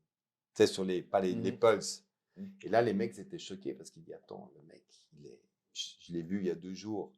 Il était en haut de l'affiche, il était là, et là, il dort par terre comme ça. C'est incroyable. Tu vois ce que je veux dire? Si, absolument. Et c'est pour ça qu'il n'y a pas de grade. Là-bas, il n'y a pas de grade. Au fait, le grade, c'est le prof qui sait ton niveau à toi, ton niveau à toi. Et c'est vrai qu'au début, en Thaïlande, tu combats, c'est combat pro tout de suite. C'est 5x3, à part maintenant certains fights comme le One où ils ont fait plus de spectacles, où c'est 3x3, mais c'est 5x3, tu y vas. Premier fight que tu fais, tu reçois une bourse. Un gamin de 6 ans, il va combattre, il reçoit de l'argent. C'est pas, tu combats pas gratos, tu combats, c'est professionnel tout de suite. D'accord. Et aussi parce que quand on était en train de préparer l'émission, on se posait la question, ce rituel qu'ils font avant chaque Le combat. ramoué qui est en train de se perdre. Je savais pas comment ça s'appelle. Ça s'appelle le ramoué, ouais. Donc, Ça, c'est lié à la religion ou c'est plutôt la tradition de la boxe thaï? Alors, il faut savoir qu'en Thaïlande, en fait, tout se fait par 3. Ok. D'accord. C'est pour ça que, par exemple, quand ils prient 3 fois. Avant de monter sur le ring, ils font 3 fois. Quand ils voient les trucs, 3 fois. Tu sais, le 3, c'est... Ouais, alors les 3, c'est comme ça. Donc, ils font une fois, c'est pour les parents. Ok. Donc, c'est en honneur aux parents. La deuxième fois, c'est en honneur à ton pays, parce qu'ils sont très nationalistes. Nationaliste, ok. Et normalement, la dernière fois, c'est ou pour ta religion ou pour tes parents. ok. Donc, c'est tout le temps comme ça pour eux. Donc, ils font 3 fois. Et au fait, le rituel qu'ils font avant, c'est chaque club a sa danse. Ok. Donc, normalement, quand tu es dans un club, tu apprends le ramoué du club. Ok. Donc, c'est un peu comme une tradition, si tu veux. Après, au niveau du... On va parler de tout, après on va Ouais. revenir, on va tout détailler comme ça. Au niveau de ce qu'ils ont ici, qui s'appelle un prajet, Ok. alors ça vient... normalement, ils mettent sur le bras droit, le bras gauche ou Ça n'a pas. rien à voir avec une grade, une ceinture, une Non. couleur, non. Alors après, en France, à un moment, ils avaient mis des pradgets de couleur. Alors ça, simplement, c'est le boxeur, il pense que si je mets ça, c'est parce que je vais avoir de la puissance dans ce bras. Ok. Et à l'époque, ça vient de l'époque, quand ils allaient à la guerre, au fait, ils mettaient ça. Et à l'intérieur, ils mettaient par exemple un cheveu de leur femme Ok. ou une amulette d'un Bouddha ou un truc comme ça, c'est pour se porter chance. Excellent. Voilà. Ok. C'est bon. Et après, le moncon qu'ils ont autour de la tête, Juste. ça c'est en respect pour le professeur. Donc c'est le professeur qui doit te l'enlever Ah ouais, je et vois qui ça. doit te le Juste. mettre. Ouais, Voilà. ok. Juste. Donc ça c'est un gage de respect envers mon professeur. Et là, si on retourne aussi, c'est souvent eux, ils avaient des fois autour du cou comme ça. Ils avaient une sorte de corde blanche comme ça. C'était aussi, ils se faisaient bénir avant d'aller au combat pour de nouveau se porter chance, etc. Donc, ils ont encore ce rituel. D'ailleurs, normalement, avant le One et tout en Thaïlande, les femmes n'avaient pas le droit d'aller sur le même ring que les hommes parce qu'ils disaient que ça porte malchance. Et si vous regardez le One et tout, l'homme, il passe par-dessus les cordes parce que s'il passe dessous, ça lui porte malheur. Ok. Et les femmes sont obligées de passer dessous. Elles n'ont pas le droit de passer par-dessus les cordes. Donc, voilà. Et Donc, quand là, même, il y a encore beaucoup de traditions qui sont gardées, alors. oui, il y a beaucoup de traditions qui sont gardées. Et au fait, au niveau la deuxième chose au niveau du ramway, normalement, quand on arrive et qu'on fait les 4 coins, donc par exemple, souvent les gens ils tapent 1, 2 et 3. Donc ça, c'est un truc qui arrive souvent. Ça veut dire, ou si vous faites comme ça, vous tapez dans le sol, ça veut dire je vais gagner dans ce coin. Et après, je vais dans le suivant, je vais gagner dans ce coin. Ok. Voilà, c'est un peu un truc symbolique. Si. Après, en Thaïlande, il y a souvent 2 ramways qui s'opposent. Par exemple, il y en a un, il tire la flèche Mhm. et l'autre, il la prend, il la casse. Hein, ça veut dire, je vais te tuer. Et l'autre, il va dire, non, non, non, tu m'as loupé. Alors, des fois, et en Thaïlande, ils jouent, surtout dans le temps, parce que maintenant, il y a beaucoup moins de ramways. Il y a ce qu'on va voir les combats traditionnels. Au One, il n'y a que ceux pour la ceinture qui font le ramway. Ils le font vite fait. Et la dernière chose, pourquoi on fait le ramway, c'est parce que dans le temps, ils avaient des rings qui étaient faits avec du sable et tout ça. Et au fait, en faisant le ramway, ça permettait de voir la position du soleil, de voir le sol, comment il était, un peu t'étirer avant le combat aussi, mais un peu de... Tu savais qu'en marchant ici, d'un coup, tu vois qu'il y a un trou. Mhm. Tu sais que tout d'un coup, au Reconnaître un milieu, peu la surface. la Oui. surface, voilà. Excellent. Ça c'était on va dire le troisième truc un peu caché, ouais. L'image mythique qu'on voit dans le film de Van Damme, hein, enfin, dans lequel il met les points dans les verres cassés. J'ai pensé à ça, mais j'ai pas osé poser la question. J'écoute. Et pour ça, c'est- C'était vraiment comme ça à l'époque Non, pas non. trop. Alors, ce qu'il y a, c'est qu'ils font toujours actuellement, d'ailleurs, ils font Thai Fight, et quand ils faisaient le Birmanie contre Thaïlande, ils font avec les cordes. Ouais, les De temps en cordes, temps, ouais, ils ça- mettaient ça- pas les gants, ils mettaient des sortes de Mais cordes. l'histoire de verre, ça n'a jamais Non, existé. non, Ça non, n'a jamais Van Damme. existé. après, peut-être qu'il y avait aussi des combats comme ça pour mettre un petit peu plus. Mais ça, C'est des films. Hein, c'est un peu comme donner des low kicks À la colonne, à la à la- colonne, ça. Il y en a peut-être qui l'ont fait, mais je conseille pas. Ça reste au cinéma. c'est Ça mieux. reste du cinéma, Juste, ouais. ok. Et aujourd'hui, comment ça se passe au niveau des fédérations? Il y a une fédération majeure, il y a plusieurs. En Suisse, tu fais partie encore. Comment... Alors, en Suisse, il y a toujours eu un petit peu le problème qui se passe, c'est que par rapport à la France, on va dire, ça c'est une chose qui est vraiment bien, la France, qu'ils ont une bonne structure, c'est qu'en France, au fait, c'est régi par l'État, les fédérations. Ça veut dire que moi, si j'ouvre un club, je suis obligé d'avoir un brevet d'État pour ouvrir un club. Je sais pas, le meilleur combattant du monde. Je peux être Conor McGregor, bien c'est pas le meilleur combattant du monde, mais par exemple, je peux être Conor McGregor, je décide d'ouvrir un club en France, je suis français, ou Ngannou, allez, je suis Ngannou en France, je me dis demain j'ouvre un club, les mecs ils vont me dire non, non, on s'en fout que tu es Ngannou, il faut que tu passes ton brevet d'État. pour ouvrir ton club. Très D'ailleurs, intéressant. Skarbowski, au tout début, il a eu ce problème parce qu'il avait ouvert son club et il n'avait pas le brevet d'État. Et moi, il m'avait dit, parce qu'il était venu à un de mes galas, et puis il m'avait dit, ouais, non, mais tu te rends compte, moi, ils m'ont formé le club pendant un instant et ils me demandent de passer mon brevet d'État à moi. Et il est obligé. Mhm. Ça, c'est bien. Ça veut dire qu'on peut rien faire. Vous pouvez pas faire une organisation, faire un truc sans qu'il y ait l'accord d'une fédération. Ici en Suisse, c'est la gabegie totale. C'est-à-dire, moi, demain, j'ai envie de faire avec Anderson, on se dit, tiens, on va se faire une fédération, on va l'appeler comme ça, on fait une fédération. Si on trouve des gens qui s'affilient, c'est cool, on ouvre notre fédération, on fait notre ceinture, etc. Heureusement, en Suisse, on a une fédération qui est assez forte, qui est la SMTL, qui se bat beaucoup pour ça. Elle est assez forte parce que... Mais il y en a d'autres aussi? Oui, il y en a d'autres aussi. Parce qu'au fait, le problème qu'il y a, c'est que quand moi j'ai commencé avec une fédération, c'était l'avantage. Parce qu'on était 6, on était un peu tous d'accord, il fallait qu'on monte un petit peu la boxe taille, etc. Après, on avait, moi pendant quelques années, j'étais président de la fédération suisse. Donc on avait un peu 2 fédérations en Suisse, mais il y avait surtout une où il y avait presque tout le monde. Parce qu'il y avait des représentants là. Et maintenant, il y a, on va dire, plus. Alors, il y a WBC qui est avec Balisha, qui tient ici Balisha, qui représente ici en Suisse.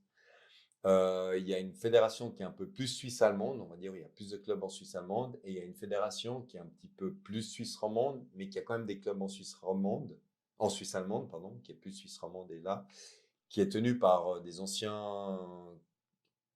Il y a des personnes de Zurich et il y a des anciens de chez moi qui sont vraiment à fond depuis des années là-dedans et qui font un travail de dingue dans cette fédération et qui proposent beaucoup de combats amateurs.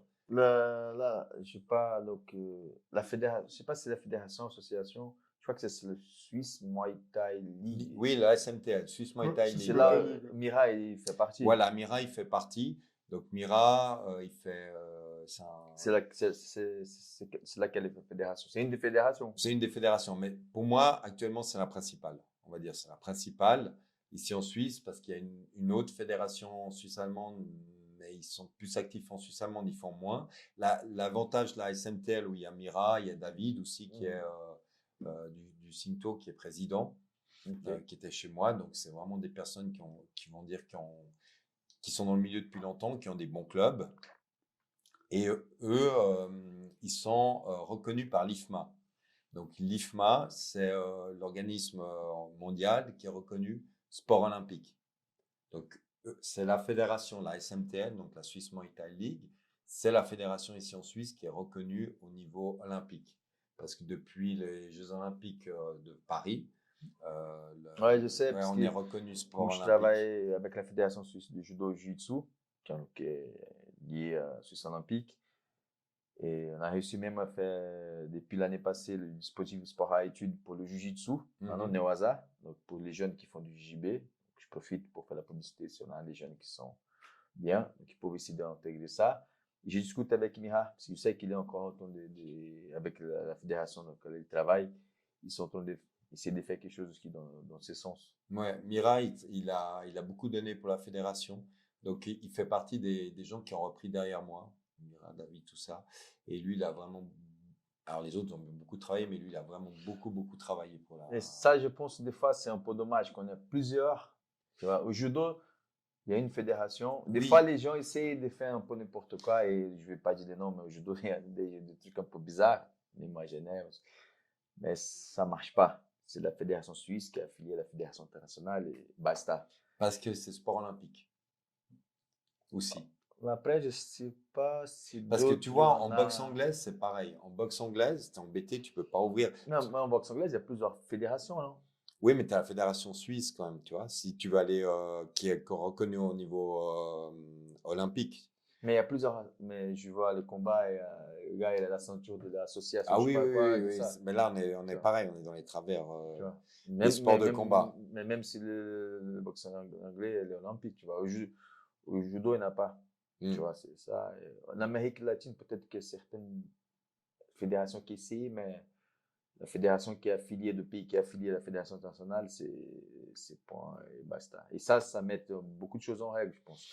Peut-être des fois, peut-être les gens ont dit, ouais, mais le pouvoir, mais du comme ça, il reste sur certaines personnes. Mais après avoir plusieurs, c'est un peu compliqué, je pense. Peut-être c'est aussi dû parce que, alors ça c'est une chose que je pense moi personnellement, c'est parce que quand tu fais du judo, bah, tu as un parcours martial. Tu vois, tu dois passer des ceintures. Mhm. Alors, c'est pas que je suis pour des ceintures. Moi, par exemple, pour la boxe thaï, je suis 100% contre. Mais voilà, tu as tout ça et tu as tous les enseignants qui, je sais pas, je connais pas du tout le milieu du judo. J'en ai fait quand j'ai fait 6 ans. Mhm. J'ai 6 ans, mais j'en ai fait une année. Donc, c'est il y a longtemps. Mais je pense que les profs, ils se tiennent un peu la main. Un peu comme en jiu-jitsu, les Brésiliens, vous tenez la main un peu ensemble pour essayer d'éviter les débordements. Je sais pas, je pense que peut-être le fait que. Non, Parce que tu vois, en boxe thaï, le problème qu'il y a, excuse-moi de te couper, pas de- en boxe thaï, c'est de nouveau le truc qu'il y a, c'est que moi, je fais 4 mois de boxe thaï, je vais une fois en Thaïlande, j'arrive, je dis que j'ai été champion, parce que j'ai combattu plein de fois en Thaïlande, je m'invente un peu une vie, et j'ouvre mon club, et je peux ouvrir ma fédé. En judo, je peux pas dire que j'ai été ceinture noire de judo.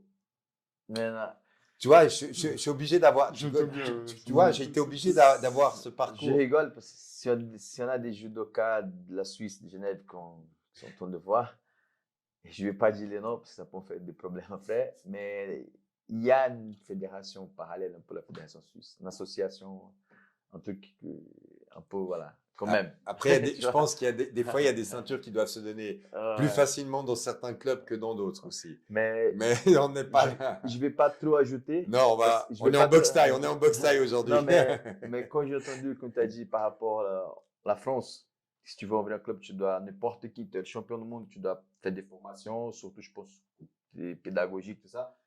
Je trouve très correct. Et j'ai déjà parlé avec d'autres personnes, mais je ne peux pas me permettre de ne rien dire. Et ça, c'est un truc qui m'a étonné quand je suis arrivé en Suisse. Oui, Parce que c'est pas que pour la boxe thaï, c'est non, pour le jiu-jitsu. Même au judo. même, Pour ouvrir un club, il y a zéro contrôle. Tu vois, et au Brésil, c'est un pays beaucoup moins organisé que la Suisse, on sait très bien, mais tu ne peux pas ouvrir un club de sport de combat, des arts martiaux, n'importe comment.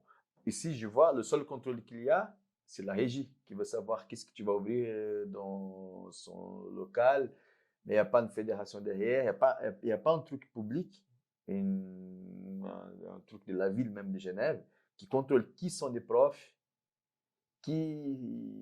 qui sont les profs qui donnent des cours, qui ouvrent des clubs.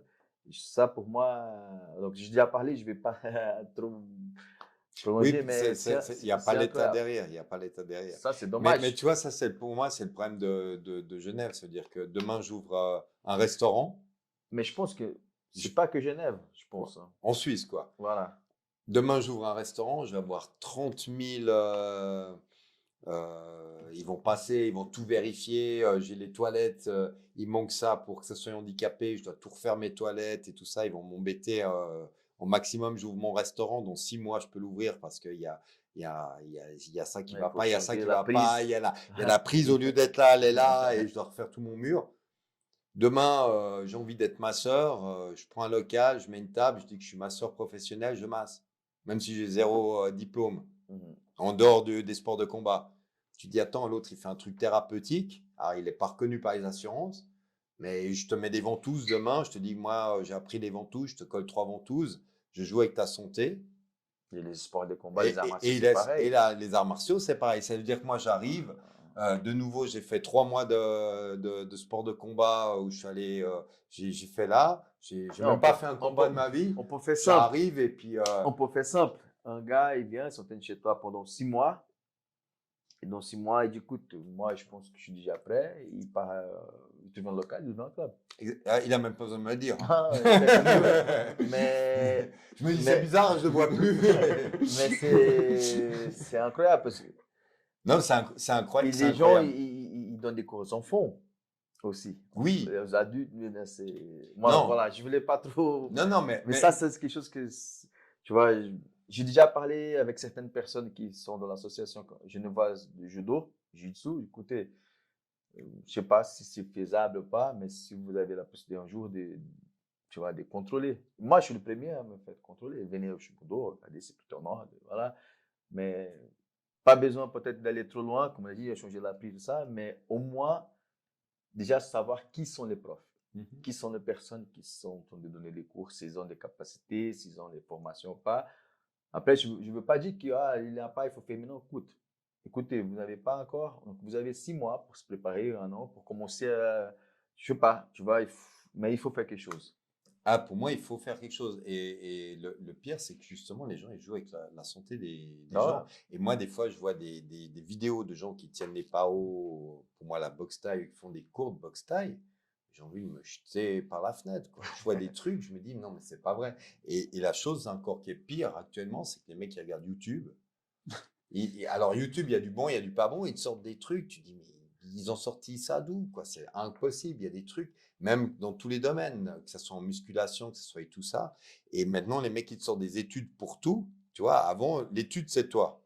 Mhm. Tu vois, moi, l'étude, moi, j'ai 55 ans, ça fait, on va dire, 49 ans que je fais du sport de combat. Moi, tu peux me sortir n'importe quelle étude. Mon étude, c'est mes 20, ça fait, depuis 99 jusqu'à 2025, ça fait 26 ans que je donne des cours, les 26 ans d'enseignement, plus les 23 ans avant où j'ai essayé sur moi. Et ça, c'est mon étude à moi. Mhm. Sur ça, j'ai fait des erreurs, j'ai ça, je sais ce qui marche pas et tout ça. Maintenant, il y a des gars, ils te sortent, ouais, mais après l'étude, machin, l'étude, machin. On s'en fout des études. C'est quoi ton étude à toi? Tu vois ce que je veux dire? Toi aussi, tu as tant vécu, tu as combattu tu as fait des combats en MMA, tu as fait tout ça, toi, tu sais. C'est tout dans la vie, tu vois. Dans la vie, on peut lire un livre, on peut faire plein de choses. Le jour où tu vis pas, toi, réellement l'expérience, tu peux en parler. Mais le jour où tu l'as vécu, tu sais ce que c'est. Donc après, tu peux retransmettre plus facilement, comme à tes enfants et tout ça. Tu retransmets des choses. Maintenant, les gens, ils font n'importe quoi. Ils regardent, ils envoient les mecs à l'abattoir. Moi, je vois non, mais c'est vrai. Moi, je vois des combattants, je les vois taper dans les trucs. Je me dis, mais lui, c'est pas possible. Il sait même pas mettre un coup de pied. Il va aller combattre. Non, c'est un truc de fou. Et autant les coachs que là, et les coachs, ils sont super coachs d'MMA, ils font des game plans pas possibles. Des fois, il y a des mecs, ils ont 0 combat ou un combat. Ouais, alors le game plan, c'est ça, mais le game plan de quoi? Le mec en face, il a 0 combat. Ton gars, il a un combat. Tu vas pas lui faire un game plan. Non, mais t'es d'accord ou pas? Ouais, Tu sais même pas comment il combat le gars. Le mec, il sait rien. Je dis pas qu'il sait rien faire, mais le mec, il a pas les capacités. Déjà, il va, quand il revient dans le coin du ring, tu lui dis, écoute, maintenant, il faut que tu fasses ça, ça, ça. Oui, le mec qui est champion du monde et puis qu'en face, ou même pas champion du monde, le mec qui a des combats et qu'en face, tu sais qui c'est. Alors là, tu commences à faire des game plans, des machins, ou bien, voilà. Tous. Mais en ce moment, je trouve que ça part dans tous les sens, quoi. C'est dommage. C'est vraiment dommage. Je voulais pas trop. Mais Ouais, je suis désolé. faut Je que t'ai ça- cassé la chaîne. Je voulais pas Mais passer. heureusement, c'est pas moi qui vais avoir les critiques. Non, tu casses rien. Faut tout envoyer à Anderson. Non, hein. non, C'est pas grave. Il faut dire ce qu'on ressent. Enfin, Non, moi c'est un peu une frustration. Et puis, c'est vrai que des fois, moi j'aime la boxe thaï parce que j'aime la culture thaïlandaise. C'est un sport que j'aime profondément. C'est une partie de ma vie. Pour moi, ça fait partie de ma vie actuellement. Je pense comme toi, le Bien sûr. jiu-jitsu, tout Bien ça. sûr, c'est clair. Même si j'en fais beaucoup moins, même si maintenant je donne beaucoup moins de cours et tout ça, c'est dans mes veines. Voilà, c'est comme marcher, voilà, c'est dans mes veines, c'est en moi. Et des fois, ça me rend triste de voir qu'est-ce que les gens ils font de ce sport. Voilà. Alors- Pas dire, moi, ça me fait mal au cœur actuellement. Des fois, ça me Alors, dégoûte. on va essayer d'aller dans notre sens maintenant, de trouver. Allez, alors le positif. Voilà, dans toute l'évolution, tous les changements, qu'est-ce que tu as vu comme positif? Alors, comme positif, voilà, Ah. ça c'est bien. On va finir sur une note très positive parce qu'autrement, on va avoir beaucoup. Alors, ce que je trouve très positif, c'est que les sports de combat maintenant se démocratisent. Il y a de plus en plus de femmes qui le font. Il y a des gens de tout niveau, de tout âge, de toute classe sociale. Il y a des gens qui se mettent à faire des sports de combat, pas seulement pour le combat, pour leur bien-être. Parce que je pense que les sports de combat, ça permet d'extérioriser plein de choses. Le fait de faire de la frappe, ça permet d'évacuer d'un stress qu'on a. N'importe quel sport de là, ça permet de se dépasser, de dépasser ses limites. d'apprendre quelque chose, de devenir plus souple, d'être en santé, tout ça. Donc ça, pour moi, c'est vraiment le côté positif C'est beaucoup actuellement. plus ouvert maintenant. Plus ouvert à tout le monde, qui aille vraiment les gens, les femmes surtout, je trouve ça très positif parce que à un moment, c'est vrai que dans les clubs d'arts martiaux, il y avait une grande majorité d'hommes, les femmes, elles se sentaient un petit peu bizarres. Mais non, moi, il m'arrive dans mes cours, des fois, d'avoir presque autant de femmes que d'hommes parce que les femmes, elles prennent du plaisir, elles voient qu'elles peuvent venir s'entraîner sans se blesser, prendre du plaisir, apprendre quelque chose. Et ça, je trouve, ça, c'est vraiment le côté super positif actuellement. La démocratisation et de tous les clubs qu'il y a et un peu de la visibilité qu'il y a dans nos sports de combat. C'est quand même quelque chose de positif. Tu vois, il y a des choses positives. Non, mais après, il reste, pour moi, les choses positives, c'est que, voilà, je dis vraiment à tous les gens qui nous regardent, c'est que quand vous allez faire un sport de combat, c'est comme si vous allez dans un restaurant, ça, vous allez dans une pizzeria, il y a plein de pizzerias, il y a des bonnes, des moins bonnes. Choisissez une bonne pizzeria, assurez-vous que le prof, il a quand même un certain bagage, qu'il y a une vraie structure derrière et tout ça. Et puis voilà, puis tout se passera très bien. Et puis n'hésitez pas à aller. Et il y a des très très bons, je répète, il y a des très très bons clubs de tous les sports de combat actuellement à Genève. Je pense qu'à Genève, on a un vivier vraiment très fort. Actuellement, je pense qu'au niveau boxe taille, Genève est le canton le plus fort de Suisse. Hein. Je pense que c'est là où il y a les meilleures écoles. Pas au détriment des autres, il y a des bonnes écoles partout, Non, mais faut dire la vérité. au niveau des champions qui sortent, des enseignants, je pense que c'est vraiment à Genève actuellement où il y a le plus de choix de trouver une bonne école. Je parle Et de tu notre penses côté. aussi au niveau résultat? Au niveau résultat aussi, oui, oui. Au Non, mais niveau résultat. si on parle de la performance, c'est ça qui compte. Les résultats, on ne peut pas mentir, on ne peut pas changer. Voilà. Ouais. Donc voilà, donc vous avez, en plus on a des infrastructures excellentes, on a cette chance. Donc Donc n'hésitez pas à faire des sports de donc combat. la question que je pose tout le temps, c'est Vas-y. si le joueur a envie de s'entraîner avec toi, donc où est-ce qu'il te trouve? Alors, Juste, ah, juste avant de répondre, Ruben, donc on a beaucoup parlé de l'histoire de la boxe thaï, Karen, même en Europe. Voilà, actuellement. actuellement, Voilà, moi, voilà. voilà. C'est la question que Ruben a posée. Voilà.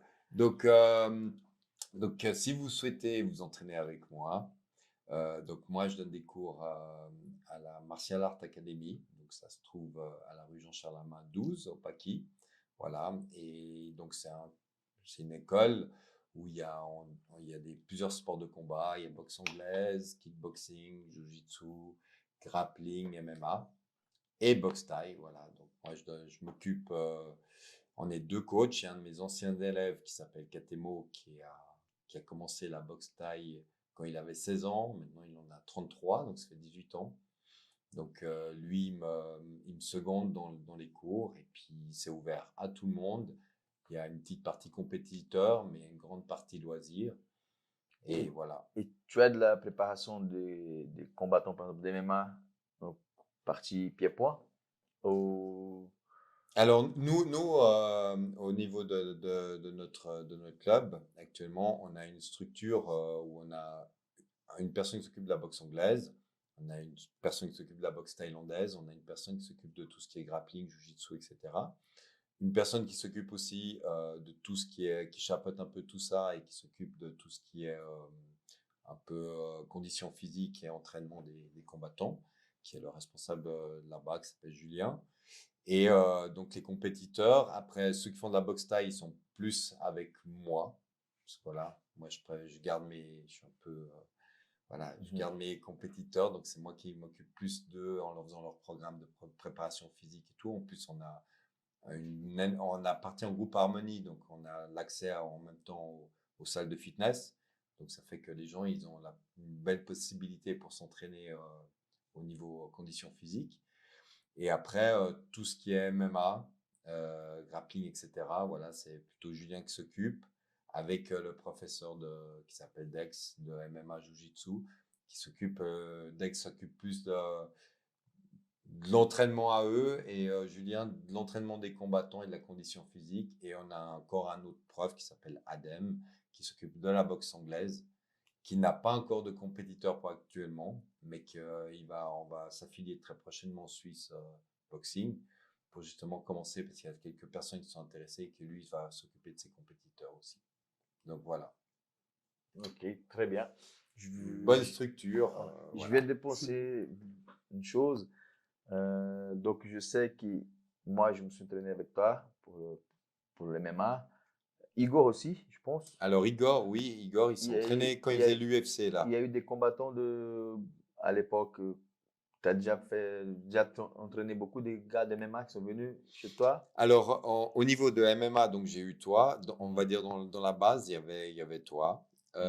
J'ai eu Igor qui est venu quand il faisait ses combats à l'UFC, parce que il l'a dit.